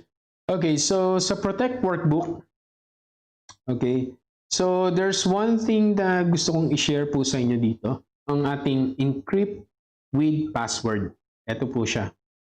So, Protect Workbook means parang of course, gusto mo magkaroon ng restrictions or i-limit yung ibang users from accessing your file but it depends on you kung ano yung gusto mong i-gawin. So, dito, yung encrypt with password is that ang nangyayari before niya ma-open yung file, kailangan niyang i-provide yung password na sinet mo sa kanya. Okay? Pag-click po natin, I'm not sure kung makikita nyo pa po ito, pero once na maklik nyo po yung Protect Workbook and then encrypt with password, you will be asked to provide a password. Okay? So pag nilagay nyo po yung password na yan, and then in-okay nyo po, it means na pag shinare mo, and then yung user na pinagbigyan nyo po is kailangan niya mag-provide ng information about yung password na yun. So otherwise, wala siyang way para i-access yung file. So maganda po yan yung encrypt with password. Protect current sheet, workbook structure. So, makakover po natin siya mamaya. Okay, so check for issues, version history, manage workbook. Itong browser view options, actually maganda po siya. I'm not sure kung familiar po kayo sa mga browser view na kunyari SharePoint and you want to view a certain portion of your Excel file. Pwede nyo magawa yan dito sa browser view options. So, pwede mong i-share yung mismong worksheet or yung mga specific na feature like for example, a chart lang ang gusto mo ipakita, yung table, magagawa po natin yan dito sa browser view. Pero medyo advanced po na po siya. Save as, alam niyo na po yan. Okay, so sa save as, remember na meron po tayong specific format for each file. Kunyari, meron kayong sa workbook nyo po, naglagay po kayo ng code, ng VBA code. Of course, para mag-work siya, it needs to be under .xlsm. So, XLSB, XLS, so and so forth. I'm sure na kaya nyo na po yan. Okay? So sa print, mako-cover po natin mamaya yan. Hopefully, pero we are, I think, behind time. Tingnan natin. Share. Export, publish, account, options. Okay, so I think, yeah, so I think we're done with the Microsoft Excel interface. Maybe we can proceed now sa ating home ribbon tab. Sorry, sobrang haba po pala. Okay, so sayang ang oras, ituloy na po natin. So hopefully na masundan niyo po siya hanggang 5 p.m. today. There's a lot of things na mako-cover po natin, that's for sure. Kung hindi natin ma-cover, of course, itutuloy po natin siya by next session. I tried to make it na mabilis, pero looking at the discussion topics na kailangan pa i-discuss, marami pa po tayong gagawin. So, okay. Okay, so 10:38 now. Okay. So before we start with the home ribbon tab, siguro ano muna tayo. Another break for 5 minutes, okay? And then after 5 minutes, ano tayo? Resume tayo. All right? Thank you po.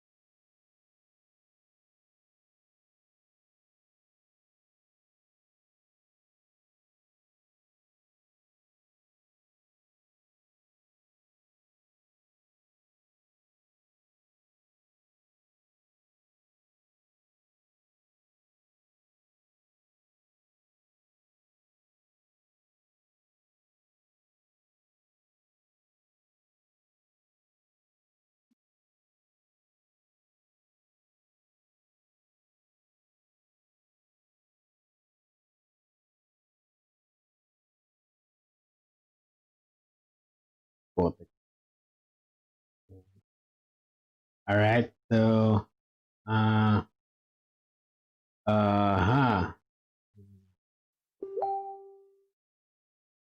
okay. Okay. So I think 5 minutes break po. Okay na po. Okay. So pwede na tayo mag-proceed again with the training. So, okay. So nag-break lang po tayo for 5 minutes. Minom lang po tayo ng tubig. Okay. So again, balik na po tayo and we're gonna discuss about the home ribbon tab. So ubusin po natin yan lahat, including yung format cells. Just let me know kung medyo aware na po kayo dito, pero siguro bibilisan ko na lang po kapag medyo tingin ko medyo mas medyo aware na rin po kayo. Okay? So, okay, home ribbon tab, we're gonna start from this side sa clipboard. Okay, so as we know na pag nag-copy po tayo, Control C, and then sa cut, Control X. Pero sa Excel po kasi you don't need to press Control V.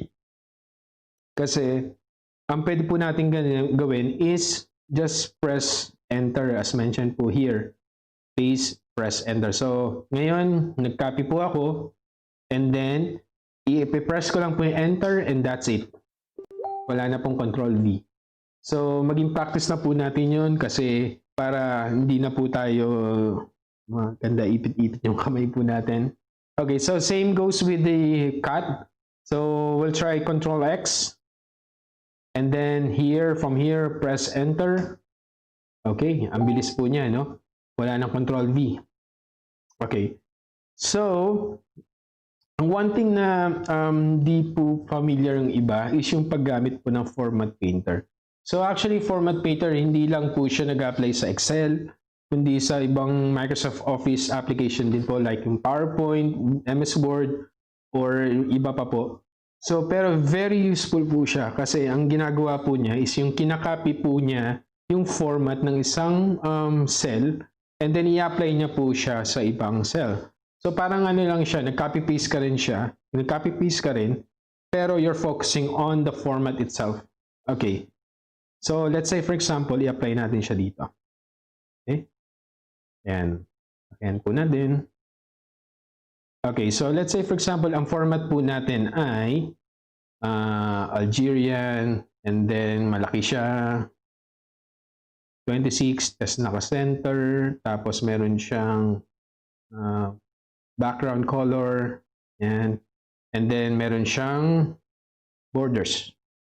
Okay, so we know na ito po yung ating format. Okay, so ang gagawin natin sa kanya is i-apply natin yung format. Format lang hindi kasama yung values niya or yung data niya sa loob.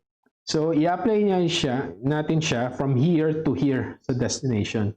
Okay, so first is that you need to click the source po natin, yung cell po natin. And then, click the Format Painter from here. Click that one. And then, mapapansin mo na nagbago po yung ating cursor. Meron po siyang parang brush. And then, when you apply that to the destination, boom, ito po siya. So, napakabilis po, right? So, again, kung gagamitin natin itong format na to, for example, itong Format Painter na to, i-apply natin siya sa lahat ng mga cells pababa, okay? Ang mangyayari sa kanya ay, again, click that one, Format Painter, and then apply it. So, ganun lang siya kabilis. Okay? Okay, so now, Paste Special. Ito, napakaganda nun, Paste Special. So, share ko po sa inyo. Ngayon ay, we can see from our data na meron tayong formula. So, equals random between from 1 to 10. So, every time na magkakaroon po ako ng changes, so, kunyari, yan, basta anything na nagkaroon ng modification sa worksheet or anything like that, automatic siya mag-update. Okay, nagbabago siya. Okay? Now, we can apply this we're going to copy the formula itself, pero hindi yung values niya. Okay? I-apply natin siya dito. Okay? Gusto natin magkaroon dito ng random between 1 to 10 dito kasi yan po yung ating source. Okay? So, ang gawin natin is try to highlight that. Control C. Of course, yan yung copy natin. And then, punta po tayo sa ating ano?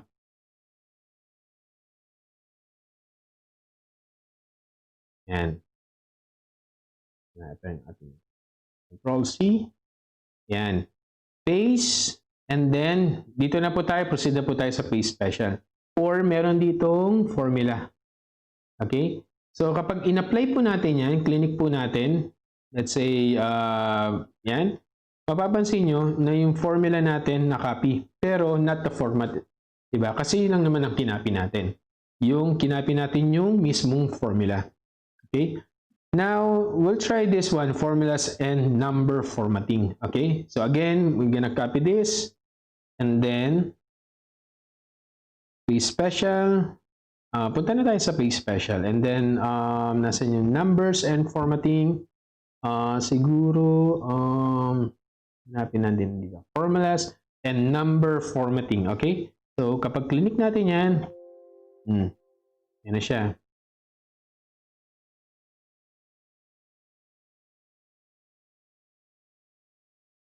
Yan. Nagahan ko ang ating email. Okay.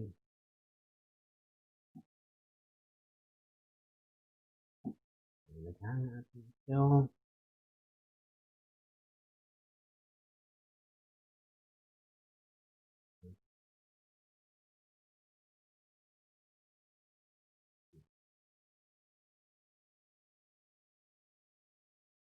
All right. So, no. Hindi ako makaklik. Okay, so I'll close this one first and then open natin again.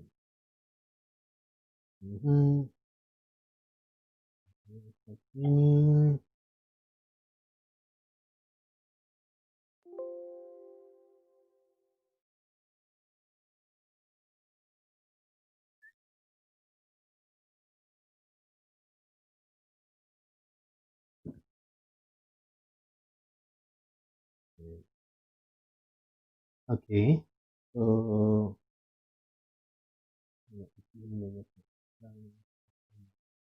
Okay. So okay, so ulitin po natin ha. Mabilisan lang po. Okay, so when it comes to paste special, kasi nagkaroon ng problema kanina. Okay, so we'll try to copy the formula here. Just the formula, not the formatting. Of course, the first thing to do is that to highlight and then copy. Okay, Control C, and then paste special. Okay, formulas. That's it. Ilagay na po natin yung formula. So again, makikita nyo dito na hindi natin kinapi yung format niya, which is yung background niya is green. Wala po siyang border or anything like that, just pure formula. So same goes with the formulas and number formatting. So it depends kasi kung merong mga format yung ano nyo, pwedeng naka-percentage siya or anything like that. Makakopy nyo rin, pero since this is purely number lang, pwede nating i-copy, Control C, and then again, paste special. Again, click this one, formulas and number formatting. So again, nag-automatic adjust siya kasi meron tayong meron tayong format dito, okay? Then we'll try the keep source formatting, okay? Again, highlight, Control C, and then keep source formatting. So try natin yan ha. Nasaan yung ating keep source formatting? So mapapansin nyo, okay, so this time, yan, ano siya, kinapi niya pati yung format niya. Kasi, yun nga, kinips yung natin yung source formatting. So, which is, ito yung source natin. So, parang literally, ginawa natin, copy and paste na yan. Okay, so, paste values. Okay, so, try natin ha. Okay, so from here, alam natin siya na may formula, right? Copy. And then lagay natin siya dito. paste values. Ito meron kasing paste values dito. And then V. So kung mapapansin nyo ngayon, nakuha nyo yung previous numbers niya. So this time, hindi na siya mag-automatic update kasi kinapi lang po natin yung mismong values niya. Okay? Wala na yung formula. And this one, na ano lang natin, na double natin. So link picture. Okay? Link picture. So, copy natin to ha. Okay? And then, we'll try na ilagay natin po dito, i-link natin yung picture. Okay? Ngayon, dito sa may other paste options, makikita po natin tong link picture. Okay? So, ang try po natin. So, ngayon, napansin nyo na nagkaroon siya ng picture dito. Imagine this. Mapapansin nyo na picture po siya. Okay? Pero pag nagkaroon ng update, pansin nyo po? Yan. So, kunyari, nagkaroon ng update. Yan. Yan. Automatic pa rin siya nag-update. Okay? Kung ano yung mga values na meron tayo dun sa ating source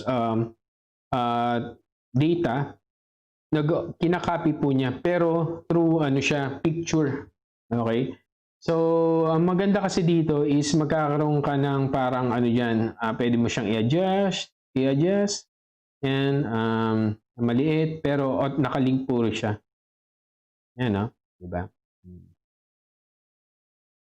Delete natin. Yan. O, yan. So, automatic nag-add. Right? Ito. Yung link picture natin. Okay. So, transpose. Okay, so alam naman natin yung transpose. Parang from vertical or horizontal, gagawin natin siyang vertical. From vertical, gagawin natin horizontal.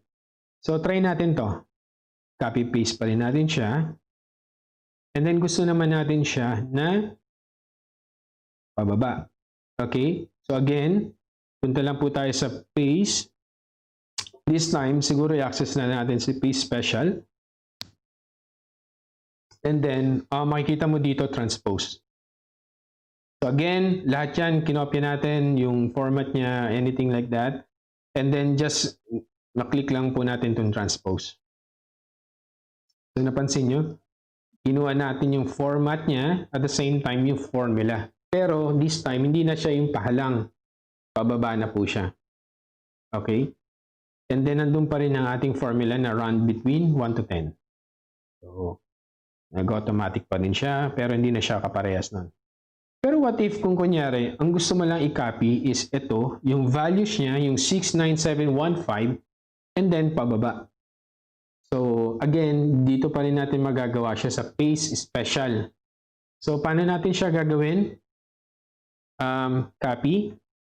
Okay, kinopy po natin. And then, select natin yung yung destination natin, yung first cell. And then paste special. And then click po natin tong values. And then transpose.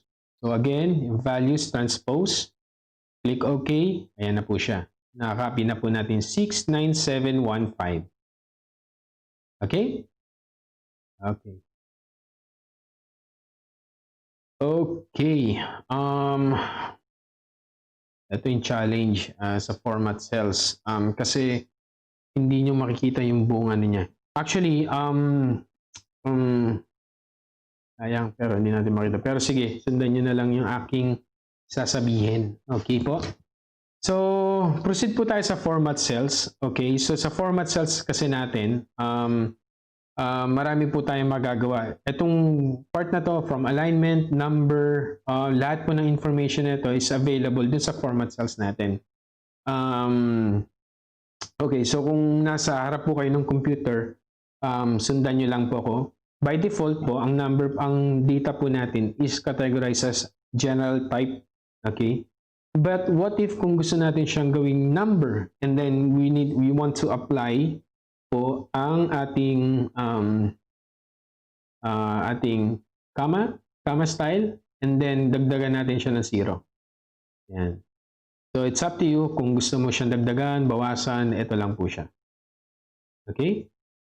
Or palitan natin siya ng number, ayan po siya. Ayan. Number. Ayan. So sa currency, let's say meron kang currency na ito, click natin. So the difference, kasi marami nako-confuse po sa currency, ano yung accounting, ano yung difference po niya. Let's try po ito. Okay, so makikita nyo may number po tayo dito, and then may 0, and then -1. Ano itsura po niya pag currency, and ano po itsura niya pag accounting. Okay, so again, I'm not sure kung makikita nyo format cells, pero kung masusundan nyo po ako, okay, pwede nyo gawin is right click, okay, format cells, or just press F1, and then select the currency. And then, pag click mo siya, okay. So, ito na po yung currency niya. Okay? Mapapansin nyo na nagkaroon siya ng symbol. And then, ito yung 0 niya, ito yung negative niya. Okay? But what if kung accounting? Okay? Ano yung tsura niya? Okay? Ano magiging tsura niya pag naka-accounting format? Okay? So, ganito siya.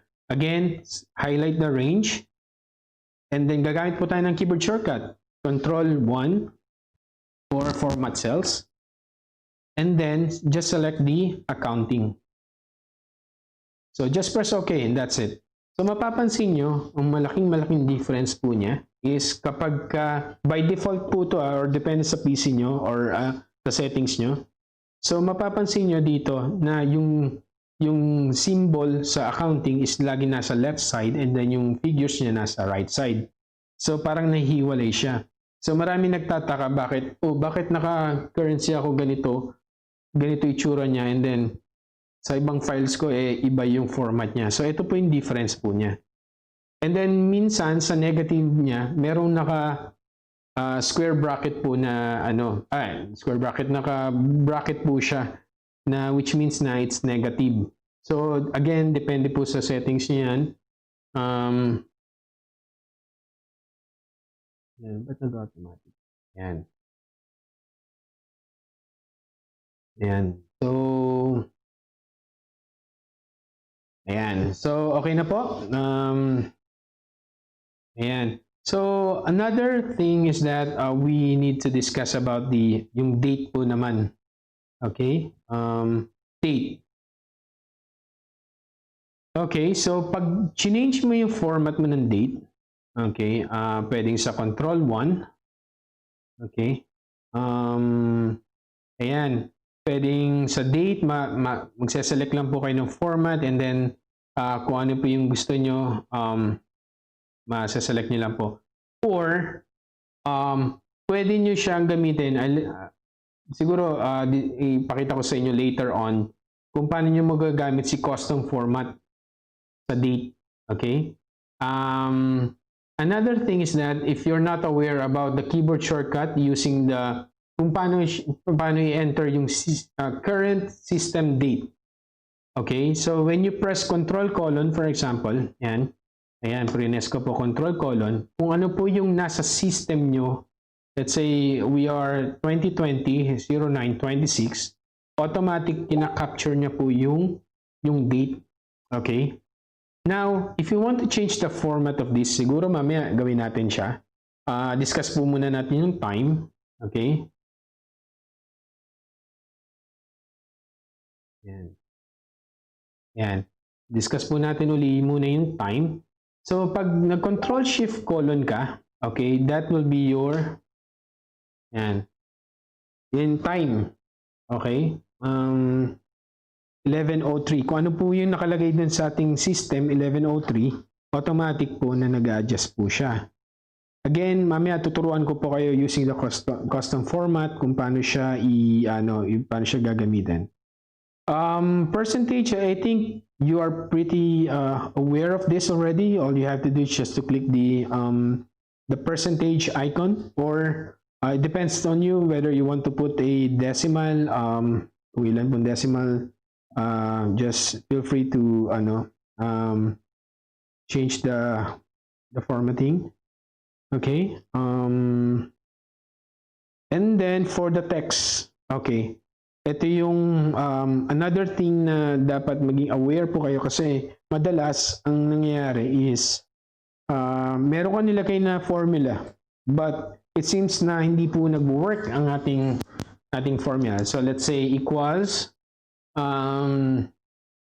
D59 for example. Okay?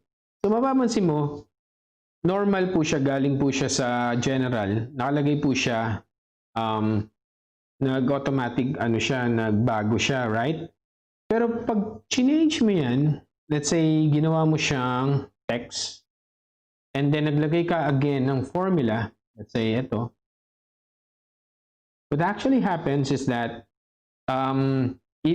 kumbaga, whatever kung ano yung i-enter mo dun sa cell na yun, specific cell na yun, it automatically yan din po yung magiging output niya. So, wala pong calculation na mangyayari sa kanya. Ayan siya, D59 pa rin po. So, kahit anong formula or ilagay mo, basta naka-text format siya, ayan siya, hindi mo siya ma-edit. Yun at yun mismo ang i-display niya. Alright, so ito po yung sinasabi ko kanina sa custom. Okay, marami kasi tayong pwedeng magawa sa custom, to be honest. And pwede nyo po akong sabayan. So, gagamitin po natin itong M for month, D for day, Y for year, H for hour, M for minute, and S for second. Okay? So, custom format po tayo. Okay? So, ang gawin natin, okay, alam natin na itong formula na to, meron tayong equals now. Okay? Which means that kina-capture po natin yung system date and time po natin. So, ngayon po ay 9/26/2020 and yung last na changes nangyari 11:05. So, kunyari, gawa lang ako ng any activity, mag-auto-update siya. Ngayon, ang gusto kong mangyari is magpalit siya ng M. Okay? Month lang yung gusto kong i-display. So, papalit, again, if you press Control 1 and then go to number and then custom, sa pinakababa po siya, pinakababa po, and then delete nyo po yung type. So just press M and then enter. So mapapansin mo na ang nangyari sa kanya, change ko po siya ng M lang ha. Isang M lang. So M is for month, right? 9, ngayon po ay September. So, kaya nag-9 lang siya. Okay?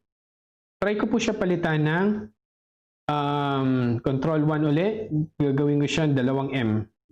And then press OK. So, anong nangyari? Ayan, ito na po yung format niya. naging 09. Kasi yan po yung, yan yung equivalent po nung yung format natin. Pag dalawang digit po. Okay? Now, again, pag pumunta po tayo sa Control 1 again, and gawin nating 3 M. Okay? Yan. Yan. Naging 3 M. Ang tendency po niyan is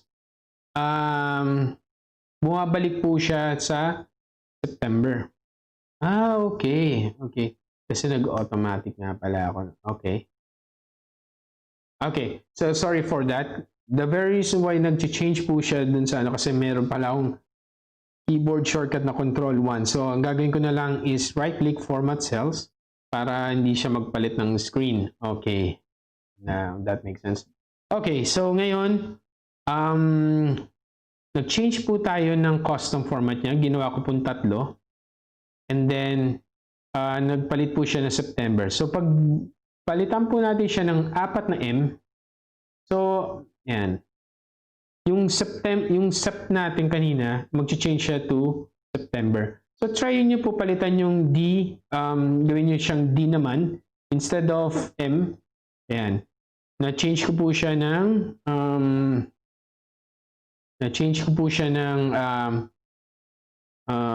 D. So, that's 26. Okay.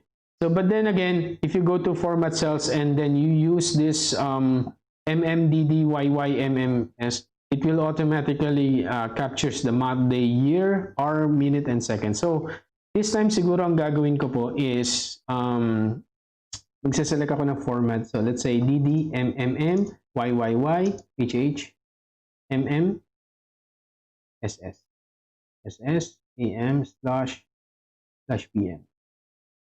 So, yung format na gagamitin ko po this time is this one. So, yan, naging ano siya, naging DD, MM, YY, HH, AM / PM. Okay?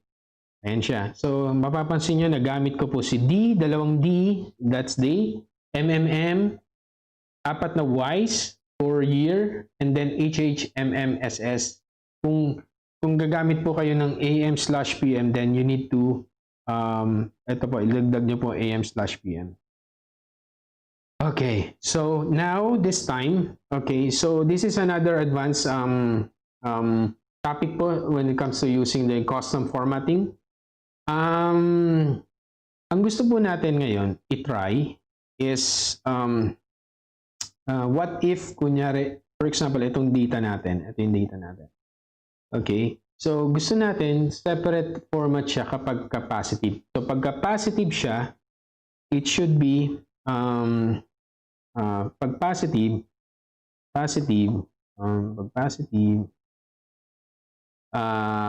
no decimal number. Kunyari, positive number.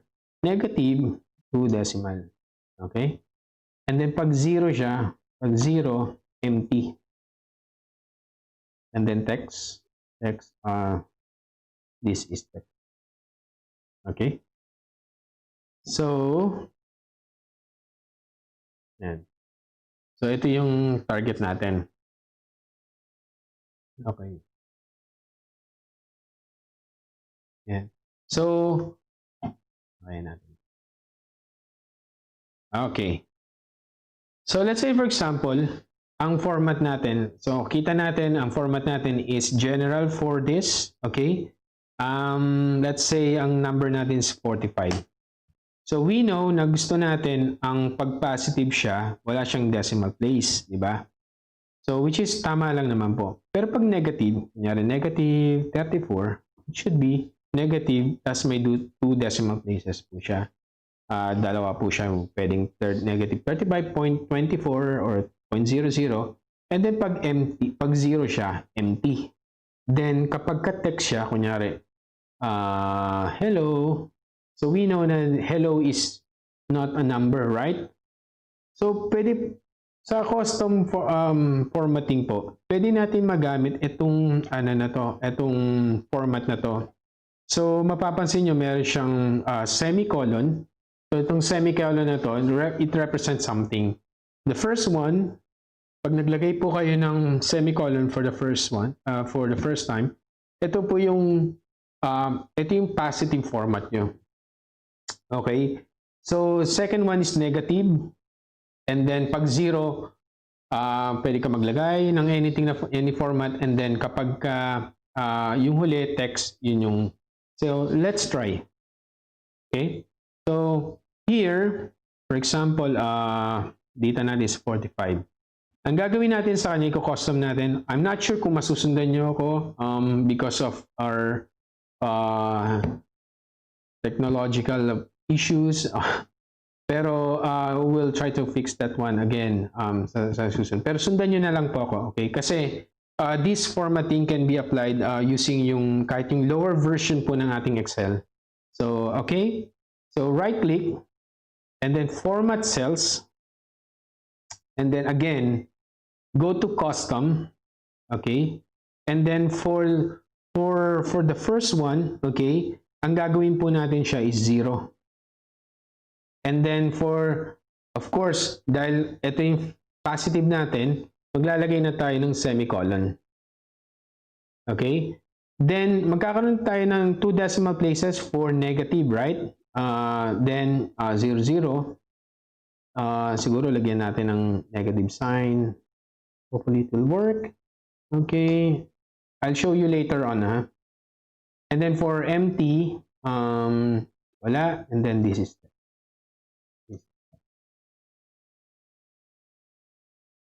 share ko po yung screen ko na lang mamaya. Yan. So, ang formatting na nilagay natin is, ito po siya.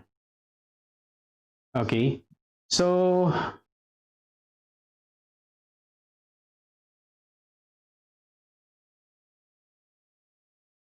yan. So, kung mapapansin nyo, ito, diba sabi natin, kapag naglagay tayo ng positive, it should be no decimal place. So, kunyari, 54. This is a positive number, right? So, wala tayong formatting or any symbol and decimal. So, nakuha natin siya. Pero what if kung negative siya? Tignan natin. Okay? So, napansin natin na nagkaroon siya ng negative value, nag-automatically change siya ng ganito. Kasi we formatted this like this. Remember ang ating semicolon, second semicolon? This is pertaining to a negative number. Okay? And then pag naglagay tayo ng 0, okay, so because we did not put any formatting kapag ka 0, diba pangatlo po natin is what? 0 yung format natin. So wala po tayong nilagay. And then yung last part, that's the fourth one, ito yung text. This is text. So anything na kunyari Romeo or Jojo or Elaine or Elijah, Inya. Okay. So mapapansin nyo, alam natin na nagbabago yung format niya, right? Ay nagbabago yung format niya. Alam natin ang value natin is Inya, pero ang dinidisplay niyang output is different. So nagagawa po siya dahil dun sa custom formatting natin. Remember na wala tayong in-enter na any formula here. We just change the formatting, custom formatting, and that's it. Nag-work na po siya.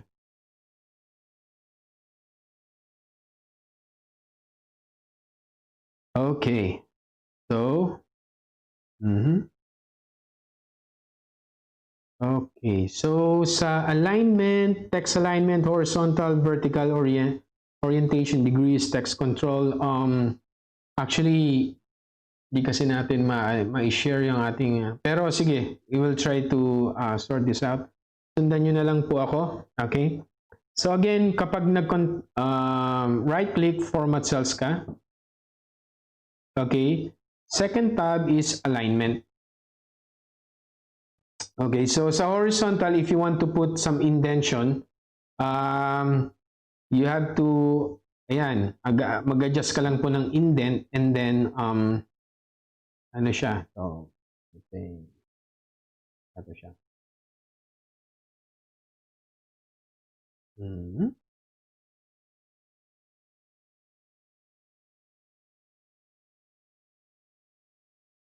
Yan. So, control 1. Actually, so since this is a bit, the topic is really a bit basic, I think everyone knows it already. Diba? Kasi more on alignment lang din po siya. I don't see any, kasi hindi po natin ma-share, sayang. Border, it's the same thing. You can actually apply the border here. Yan, so kung gusto mo siyang baguhin, kung medyo gusto mo tick outside border, yan, i-apply mo lang siya. And if you want to change the color ng border natin, punta lang po kayo sa line color. And then yan, and then click it. And then once you change it, balik ka dito para ma-apply po siya. Ayan na siya.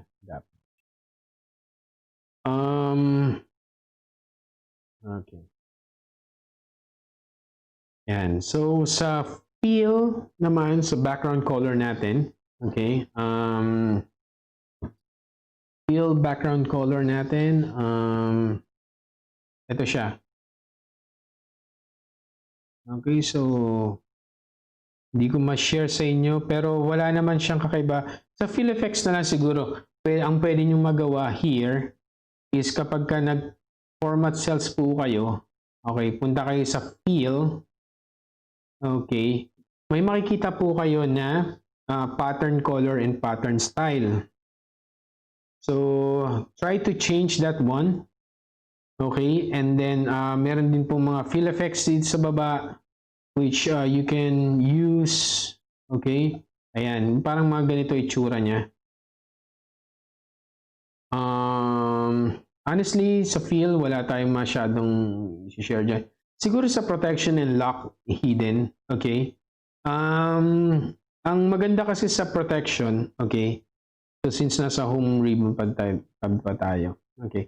So let's say for example, itong worksheet na to, buong worksheet na to, meron kang gustong i-allow na certain cells or range na gusto mo, dun lang makakapag-edit yung iba. Pero the rest of the worksheet is protected. Pwede po natin gawin yan. And magagawa natin siya dun sa format cells and then sa pinakadulong-dulo niya, meron siyang lock and hidden. Okay? Dun sa lock and hidden, by default, ang nangyayari po dyan is lock po lahat ng cells natin. So, di ba pag nag-home ribbon tab tayo and then we go to format and then protect sheet, di ba? Pag in-okay mo na siya, ang mangyayari is hindi ka makakapag-type. Right? So, sabi, the cell that you're trying to change is on protected sheet. Hindi mo siya ma-change. At the same time, wala ka ng way para makapag-enter dyan. So, what if kung gusto mo lang i-allow? Okay, in-unprotect naman siya. Gusto mo i-allow itong dalawang cells na to. Let's say, ito yung orange. Yan. Ito yung black. Okay, so, yan natin. So, gusto mo, ang mangyari is, palitan natin ng color. Okay na yan.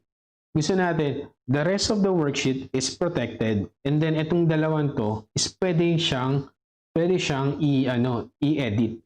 So, paano natin siya gagawin? Again, okay? Again, right-click and then format cells. And then go to protection tab. And then, uncheck the lock part and then okay.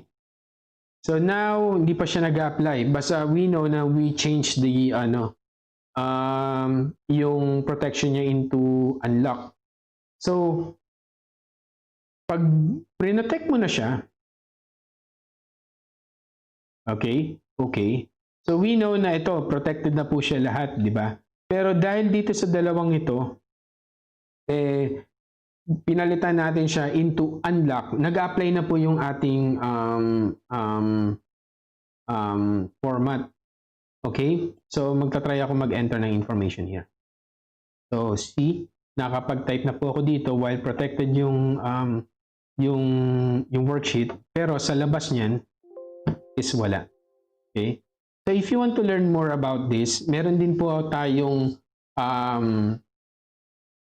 tutorial about this in protection, lock and hidden. Napaka-importante po niya. Kasi especially for the hidden, kasi ang pwedeng mangyari dyan is kunyari meron kang formula na ayaw mo siyang i-share, di ba? O kaya may information ka na gustong itago doon, pwede natin magawa. So siguro iyan natin.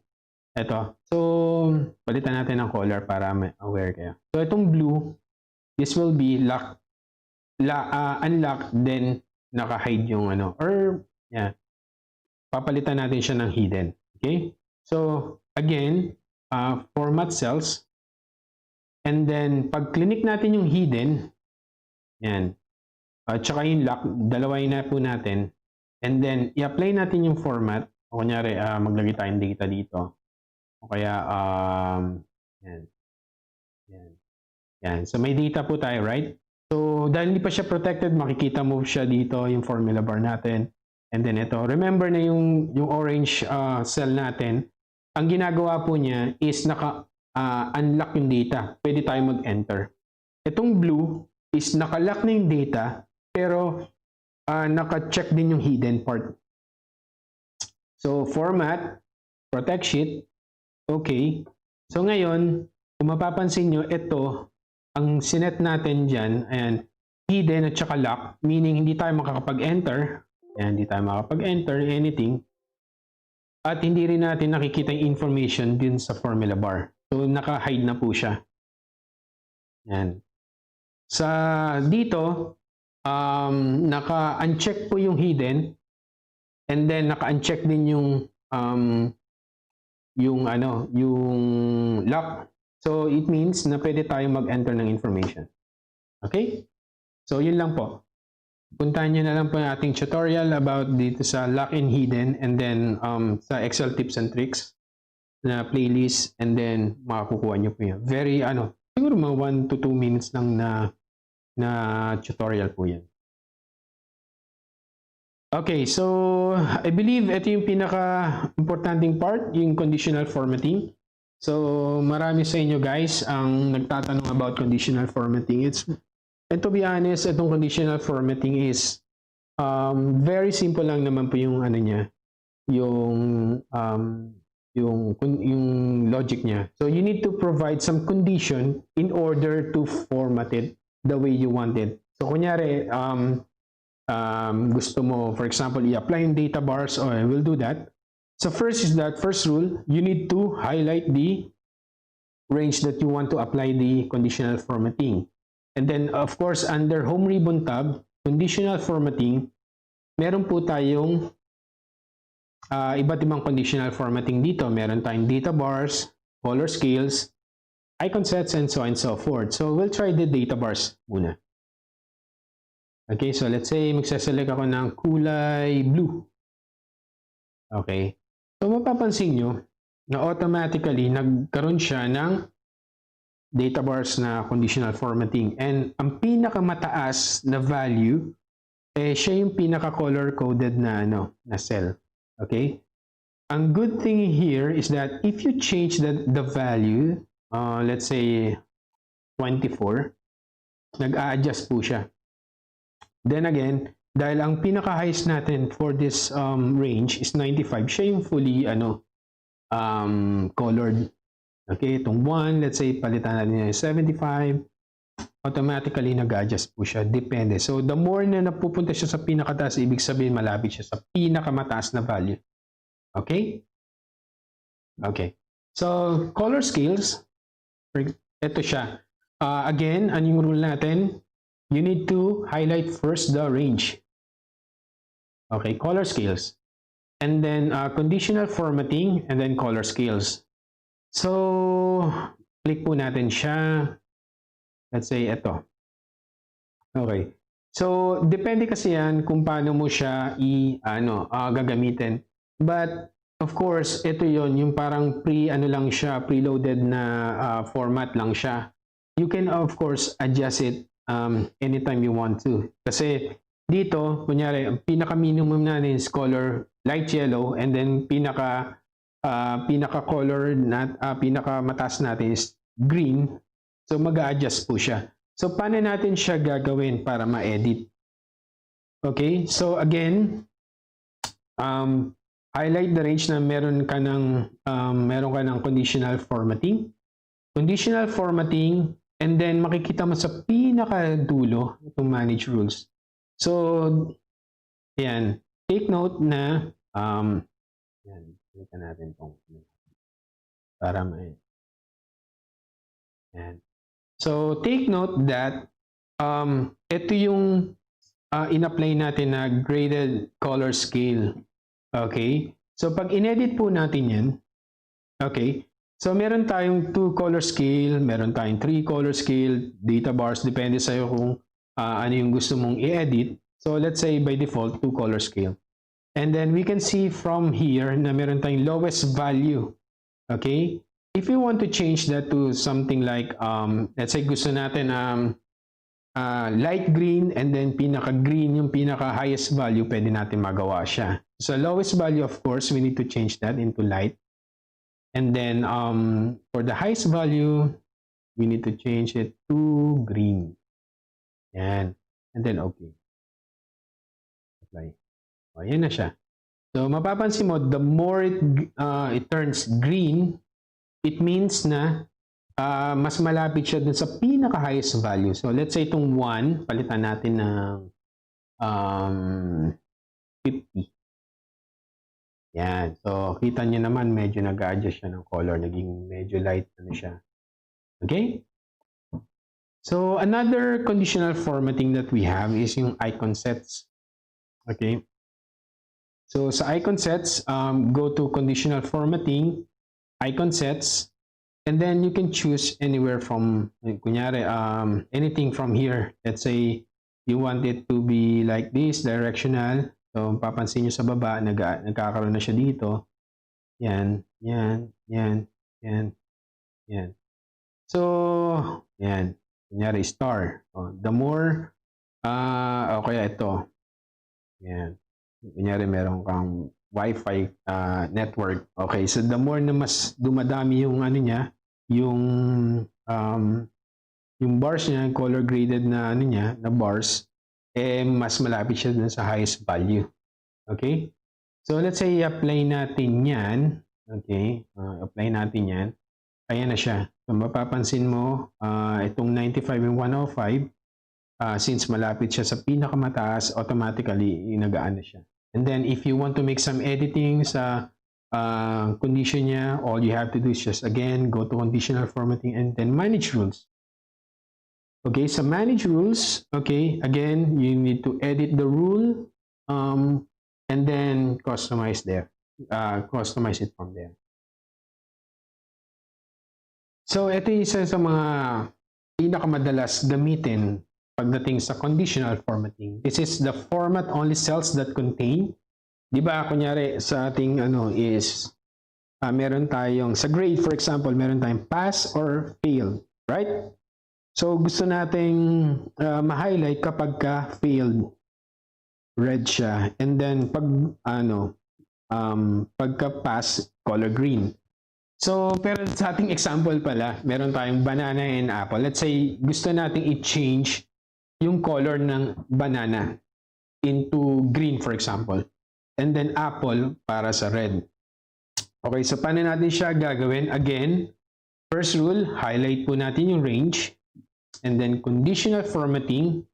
And then new rule. Ang problema, hindi nyo na makikita after neto. Sorry guys. Pero sundan nyo na lang po ang aking sasabihin. And then also, meron din po akong mga video tutorials about conditional formatting. Napaka mabilis na tutorial lang po yun and then masusundan nyo na agad. Okay? New rule. Okay? So, go to the second one. Format only cells that contain. And then, change the value equal to banana, for example. So, format only cells with cell value equal to banana. And then change the format, change the fill background into green. So, kung gusto mong palitan yung color ng font, magagawa mo siya. And then just click OK. So, ayan na po siya. So, mapapansin nyo dito, let's say for example, itong banana, gawin nating apple, magbabago na po yung kulay niya. Kasi hindi niya na na-meet yung condition with na banana. Right?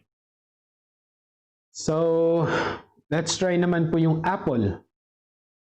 Okay, so, apple for example, gusto natin siyang palitan ng, let's say, red. Again, conditional formatting. And then, if you want to use new rule, then we can do that. Or manage rules.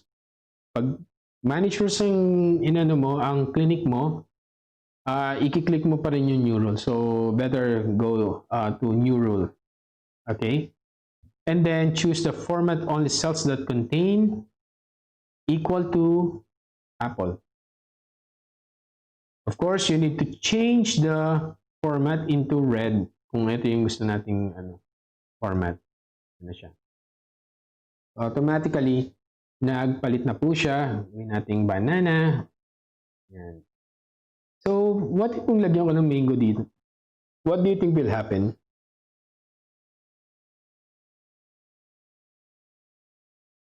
Okay? And I press mango, of course, wala na siyang, kasi wala siyang na-meet na any conditions dun sa ating sinet na conditional formatting. Wala. So, ayan siya. So, lahat lang nung na-meet niya dun sa range na yun, na may criteria, banana and apple, automatically nag-change.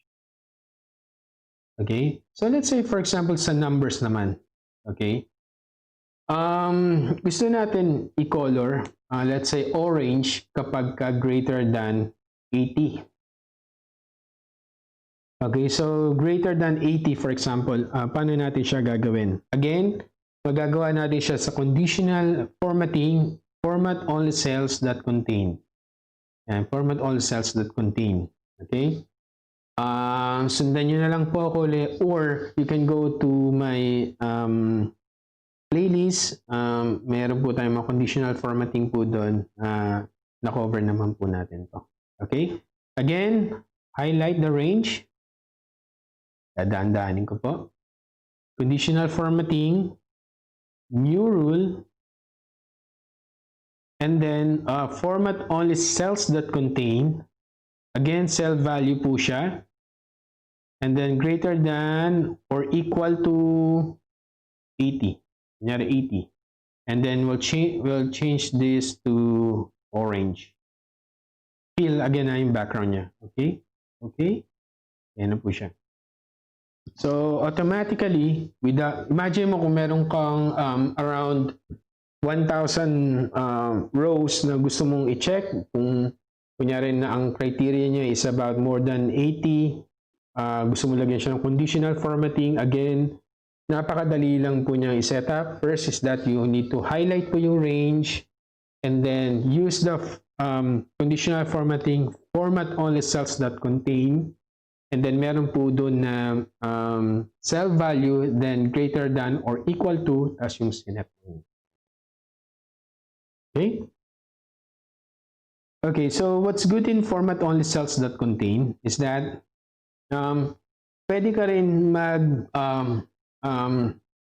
let's say for example, gusto mong i-hide lahat ng mga error values mo. So let's say for example, sa ating example, meron tayong error na name, div, and ref.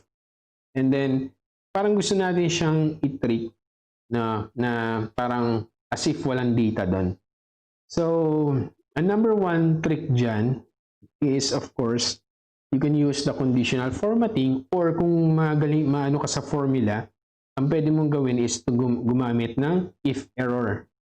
Okay? If error na function. So, since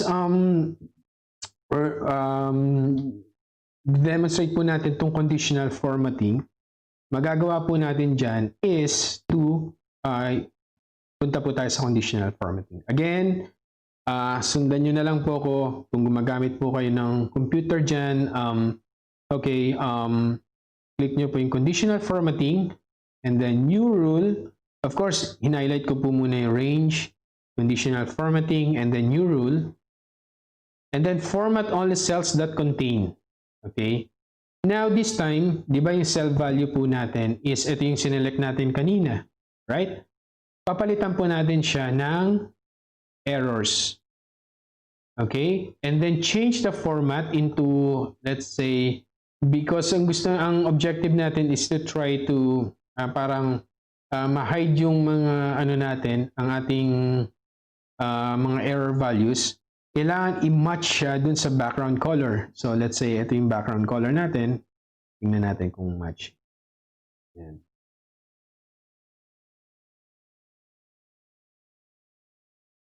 Yan. So, you need to go to font and then change it to that. Yan. Yan. So, mapapansin nyo na parang wala na siyang values, di ba? Pero ang ginagawa lang naman po ni conditional formatting na focusing on the errors is that ina-hide lang naman po niya. Or kung gusto mo ng different color, you can do that. Pero ang trick lang po dito is kung ano yung background color mo, let's say ito yung background color mo, ito. Yan ang magiging font color mo kapag ka nag-set ka na ng conditional formatting po. Again, highlight po, conditional formatting, new rule, and then go to format only cells that contain, and then change the cell value to errors, and then set the format font po. Alright? Napakasimple lang po, right? top or bottom rank values. So let's say for example, gusto natin ma-capture yung top 3 dun sa ating data natin, and then gusto natin siya mag-color ng yellow for example. Top 3 na values natin. Again, we can use the conditional formatting para ma-identify po yun. Again, go to conditional formatting and then new rule, format only cells that contain, and then actually hindi format only cells that contain. This time we're going to select the format only top or bottom rank values and then change the rank from 10, ito po yung default natin, gawin natin 3. And then change the fill background to yellow and then okay. Okay.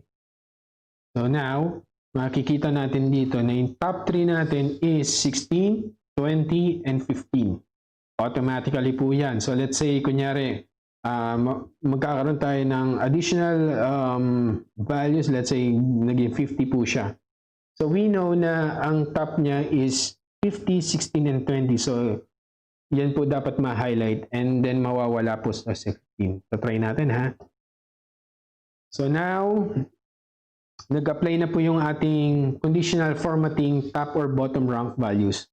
So explore nyo lang po itong conditional formatting. I'm sure na marami po kayong matututunan dyan. Lalo't sa data po natin, usually gusto natin ma-flag agad na merong ito yung mga information na kailangan natin. So very useful po si conditional formatting. Okay, so we'll try to do this. Above or below average, or I think we skip this one. And above or below average. Okay, so this one.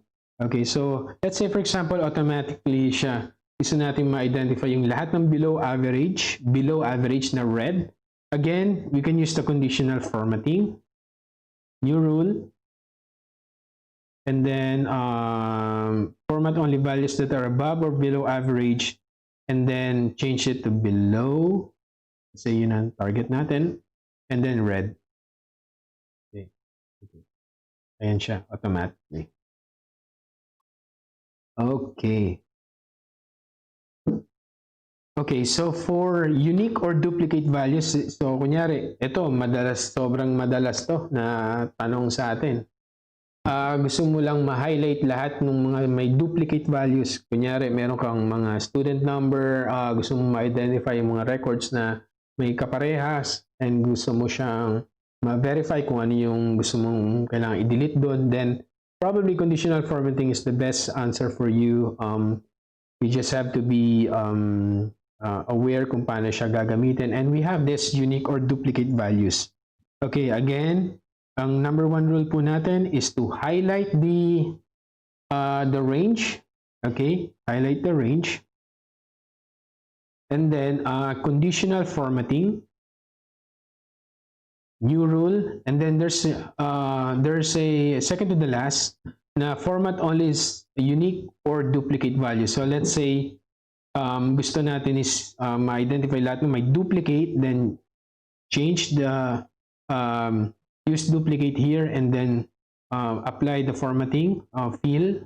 Ito yung background color natin, let's say violet, or yeah, and then okay. So yan. So mapapansin nyo na ito yung mga values natin na nag-occur more than once. Okay, so itong A, ayan, alam natin na nag-appear siya another here, and here, and here. Okay, so na-leave natin itong B, D, C kasi one time lang siya nag-appear.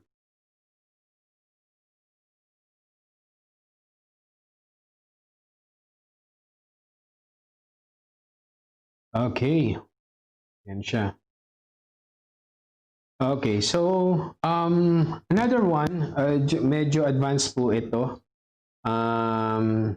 Sayang hindi nyo makikita, pero siguro ipipaste ko na lang po dito yung yung information, okay?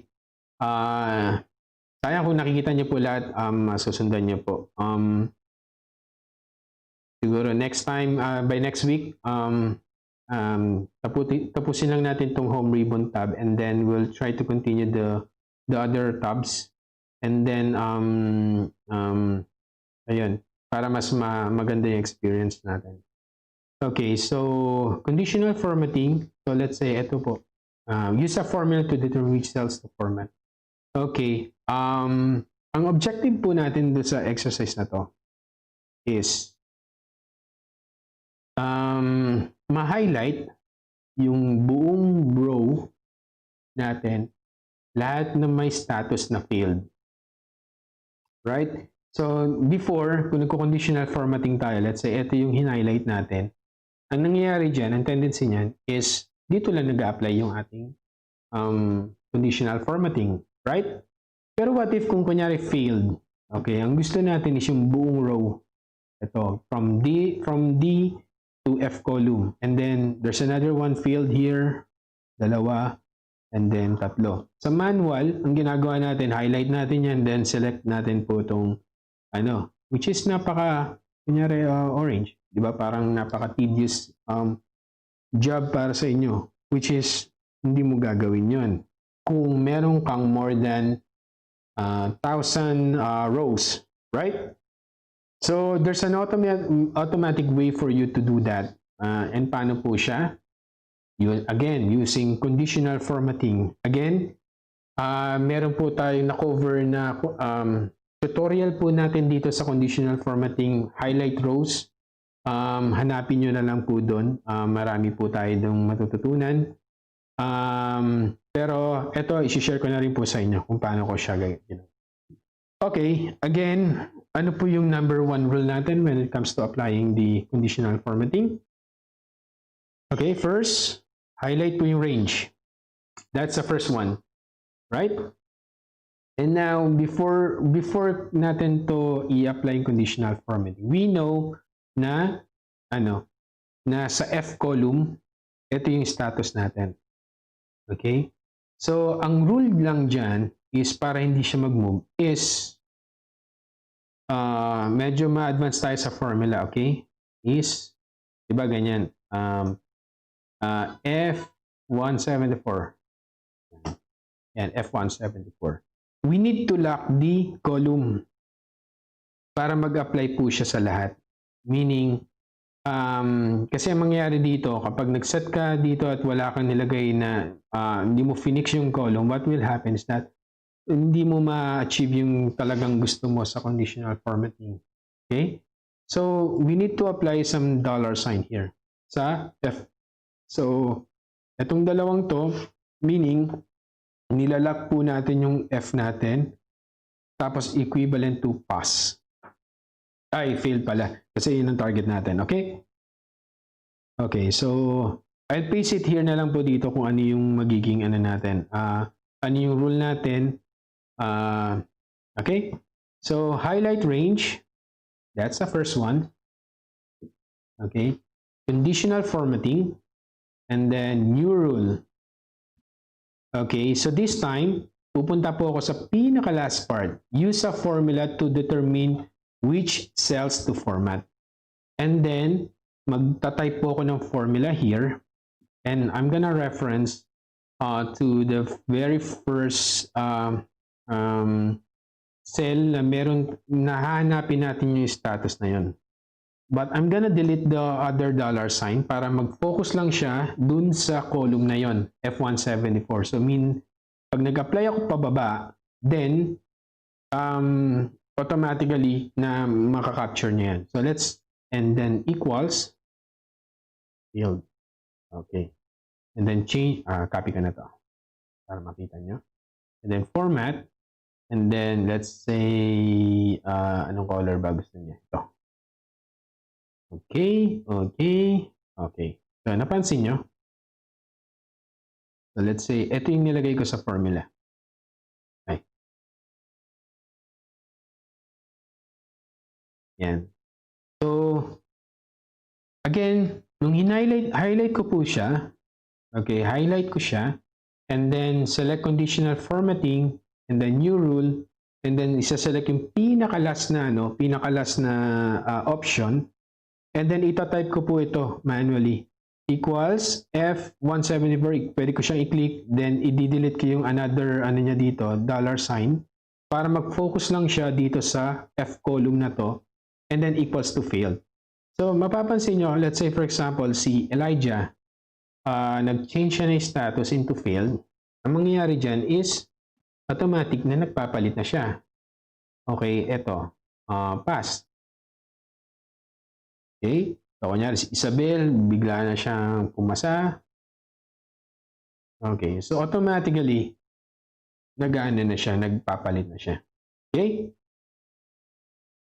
So, ayan po si conditional formatting. Sayang, hindi nyo po nakikita pala yung ating ano.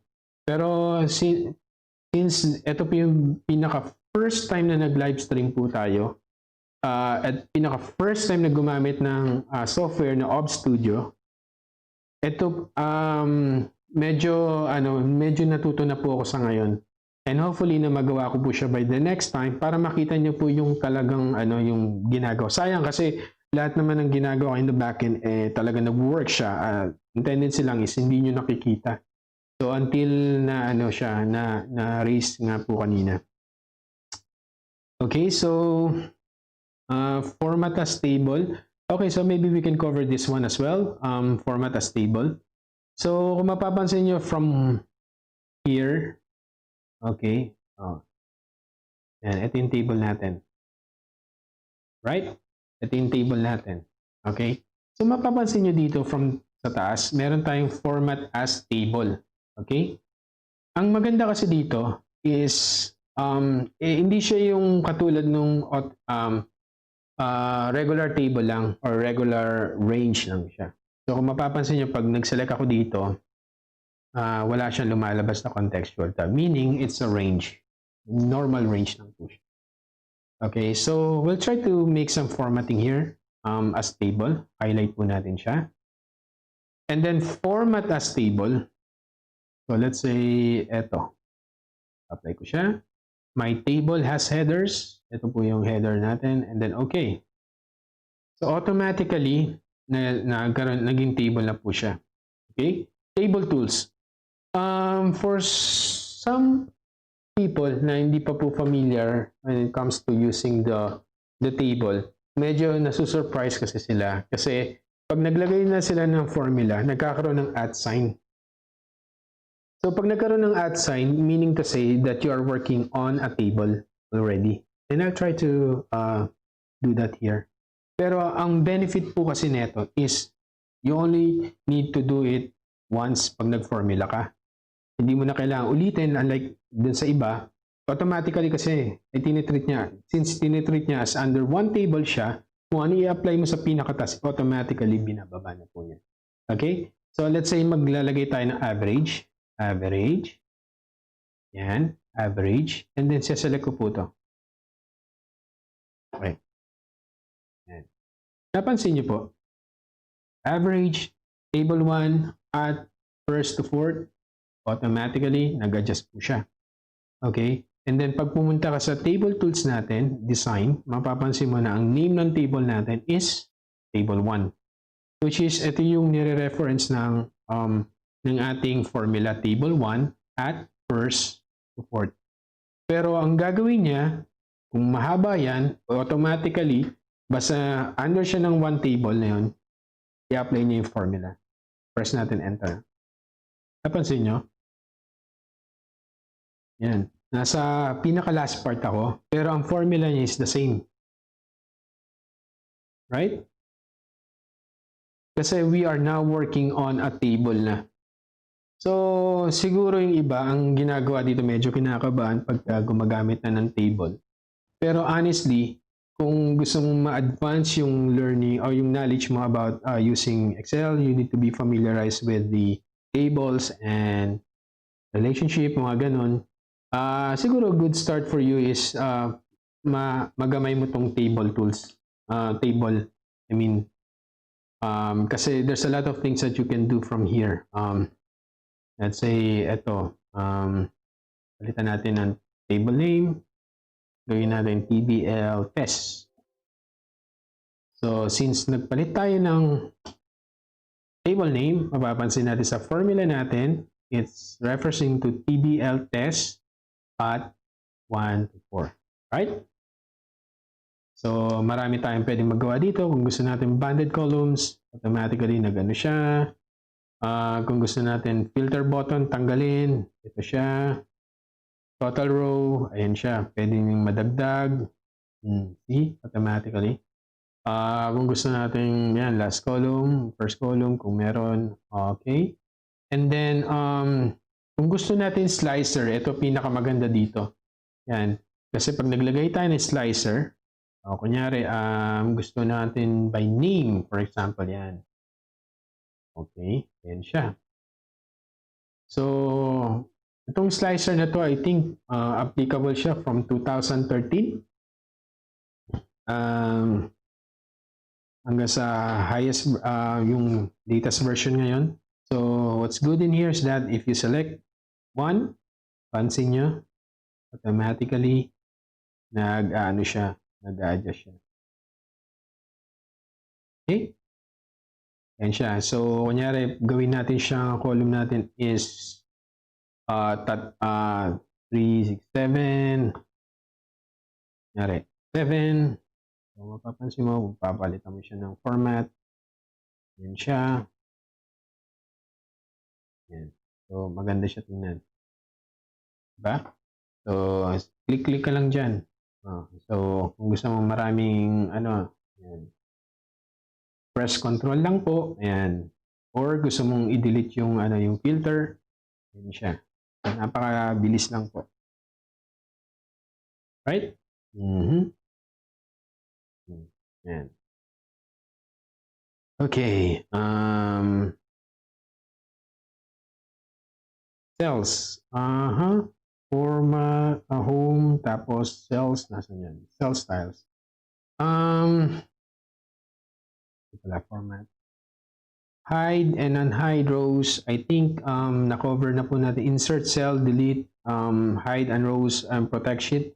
So siguro sa protect sheet, I think alam niyo na rin po lahat yun.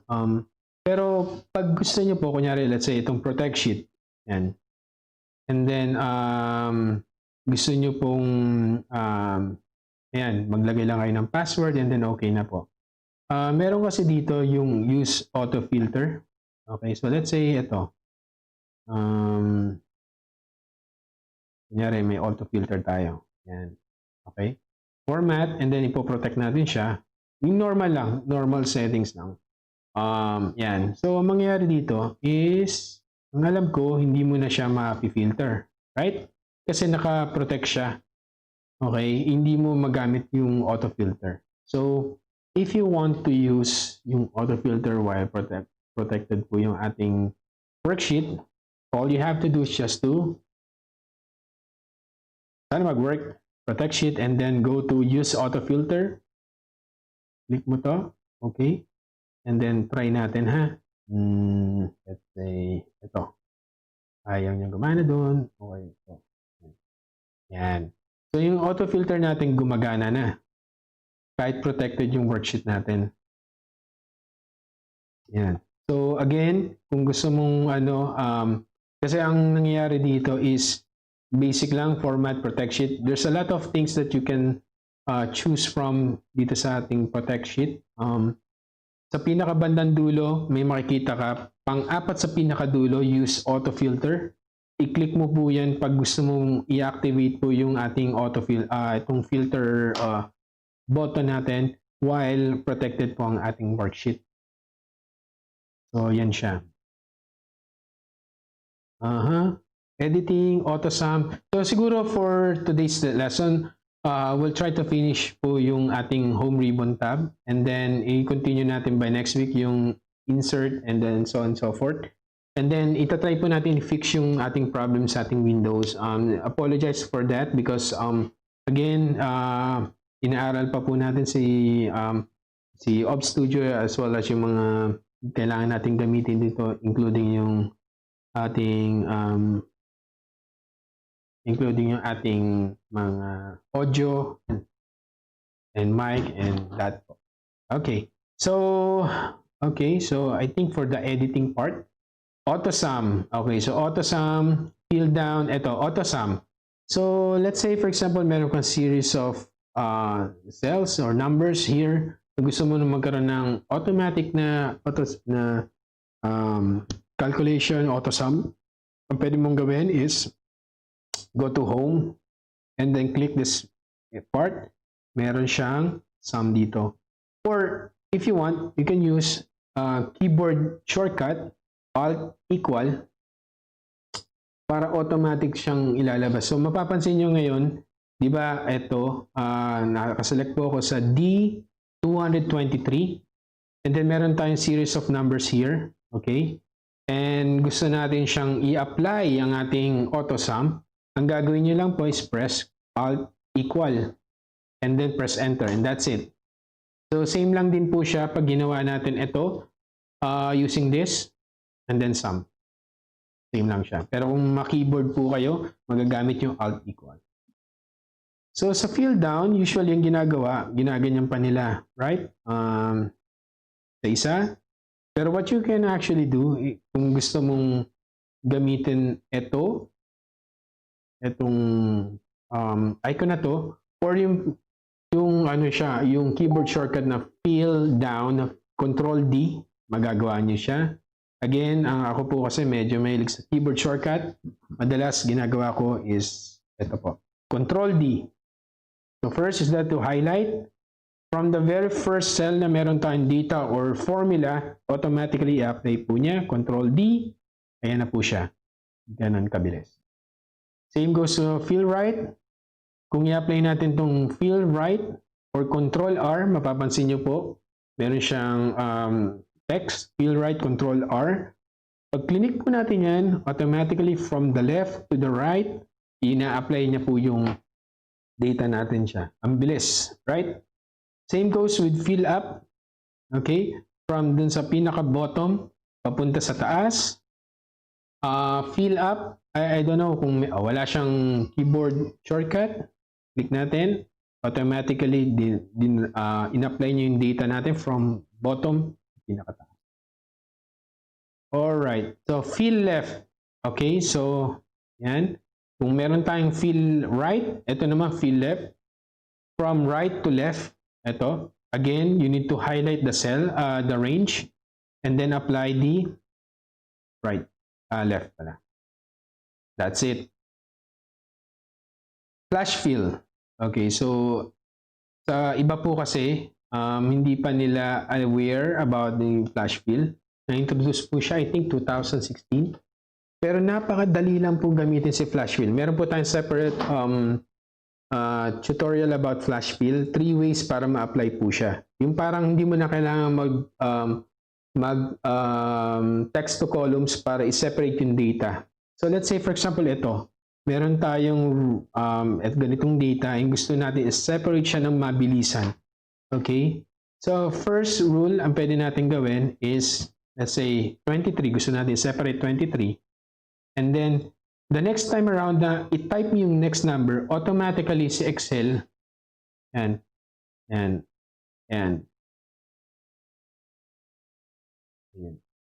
nag-automatic kasi siya.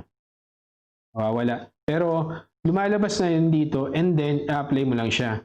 When you press Control E or Flash Fill, automatic mapapansin nyo na kina-capture niya na yung data. Si Excel na yung mismo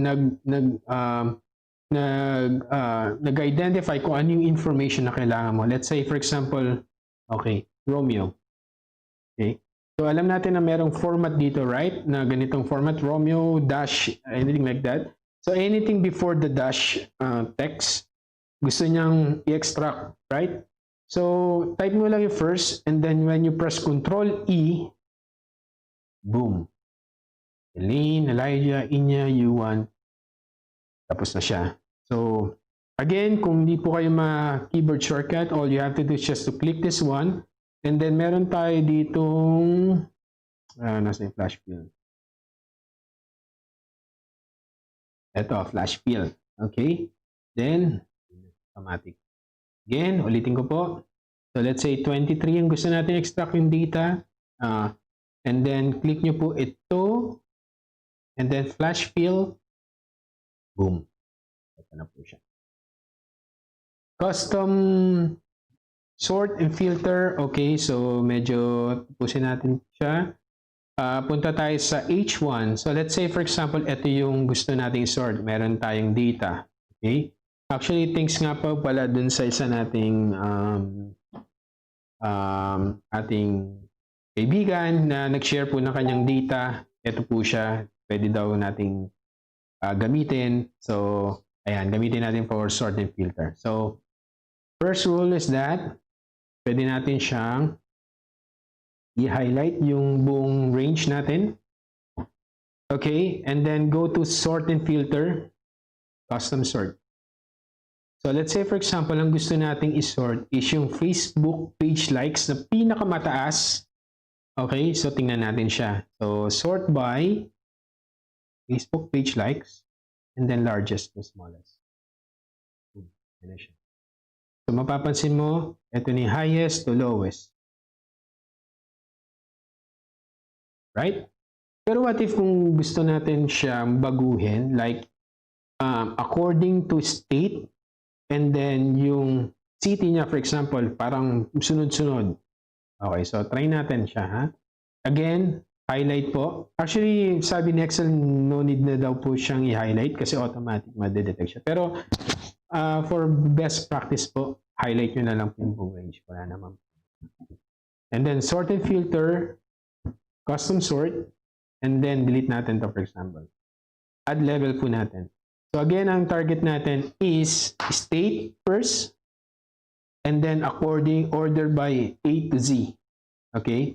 And then again, mag-add tayo ng level by city naman, na ganun din A to Z rin.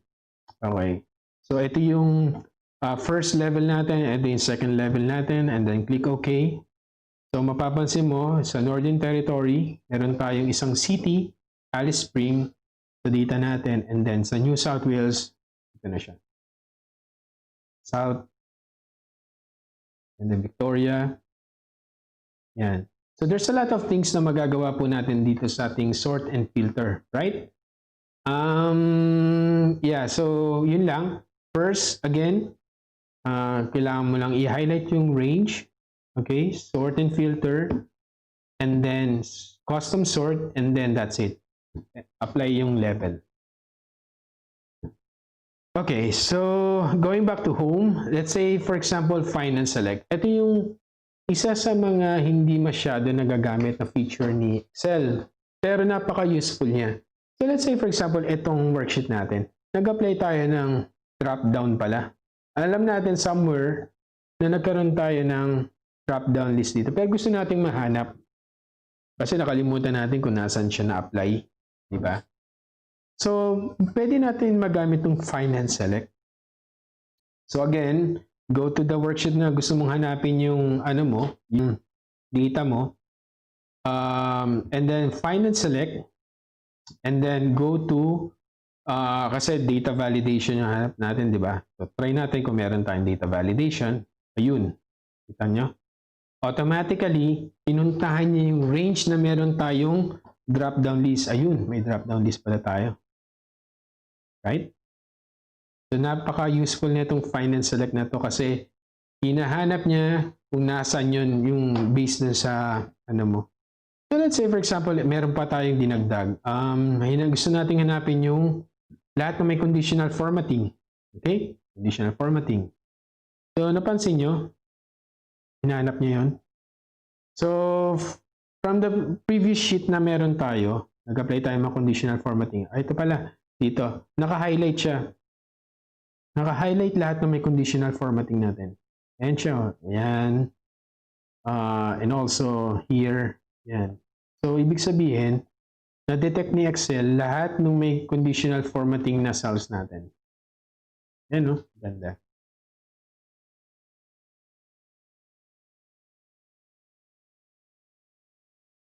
Alright. So, I think, medyo nabigo tayo ngayon in a sense na hindi natin natapos yung ating course outline na as promised kasi I was expecting na matapos natin in 3 hours lahat po pero feeling ko yung facing natin medyo mabilis na. And plus pa yung nagkaroon tayo ng issue dun sa window po natin na hindi natin nakikita yung ibang window natin. So, hopefully by next week, ma-fix na po natin siya. And then, alam ko po na medyo hindi nyo po nasusundan yung iba, pero I apologize for that. I tried my best na i-fix siya, pero the more kasi na gawin ko yung settings during live session, it's very critical. I need to test that one. Again, this is my first time na mag-live stream. And ang gusto ko lang po is to share with you kung ano man po yung knowledge po natin sa Excel. Sobrang passion ko po kasi ngayon yung, actually, even before yung Excel, ginagawa ko po to for free. Kung mapapansin niyo po, meron ako mga tutorials. Lahat po yun free, regardless po kung merong mag-like or mag-comment or anything like that. Sa akin lang po is gusto ko lang po ma-share ang aking nalalaman. And again, siguro, as I mentioned sa Facebook page po, it will motivate me really more kapag siguro po na-engage po kayo na sobra, and then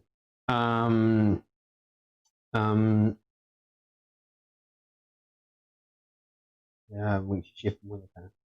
Kung mas ma-engage po kayo, and then kung ma-hit nyo po yung like po sa ating mga video tutorials sa live stream po, I would really appreciate that. And of course, sa aking Facebook, YouTube channel, kung malalike nyo po yung iba po nating videos, and subscribe to my channel. Bell notifications, very important, because every Tuesday or Wednesday, gagawa na po ako ng aking live stream. So kung nakahit po kayo na-hit nyo po yung bell notif, I'm sure na marireceive nyo na po yun na magkakaroon ng live stream on this day kung anong oras.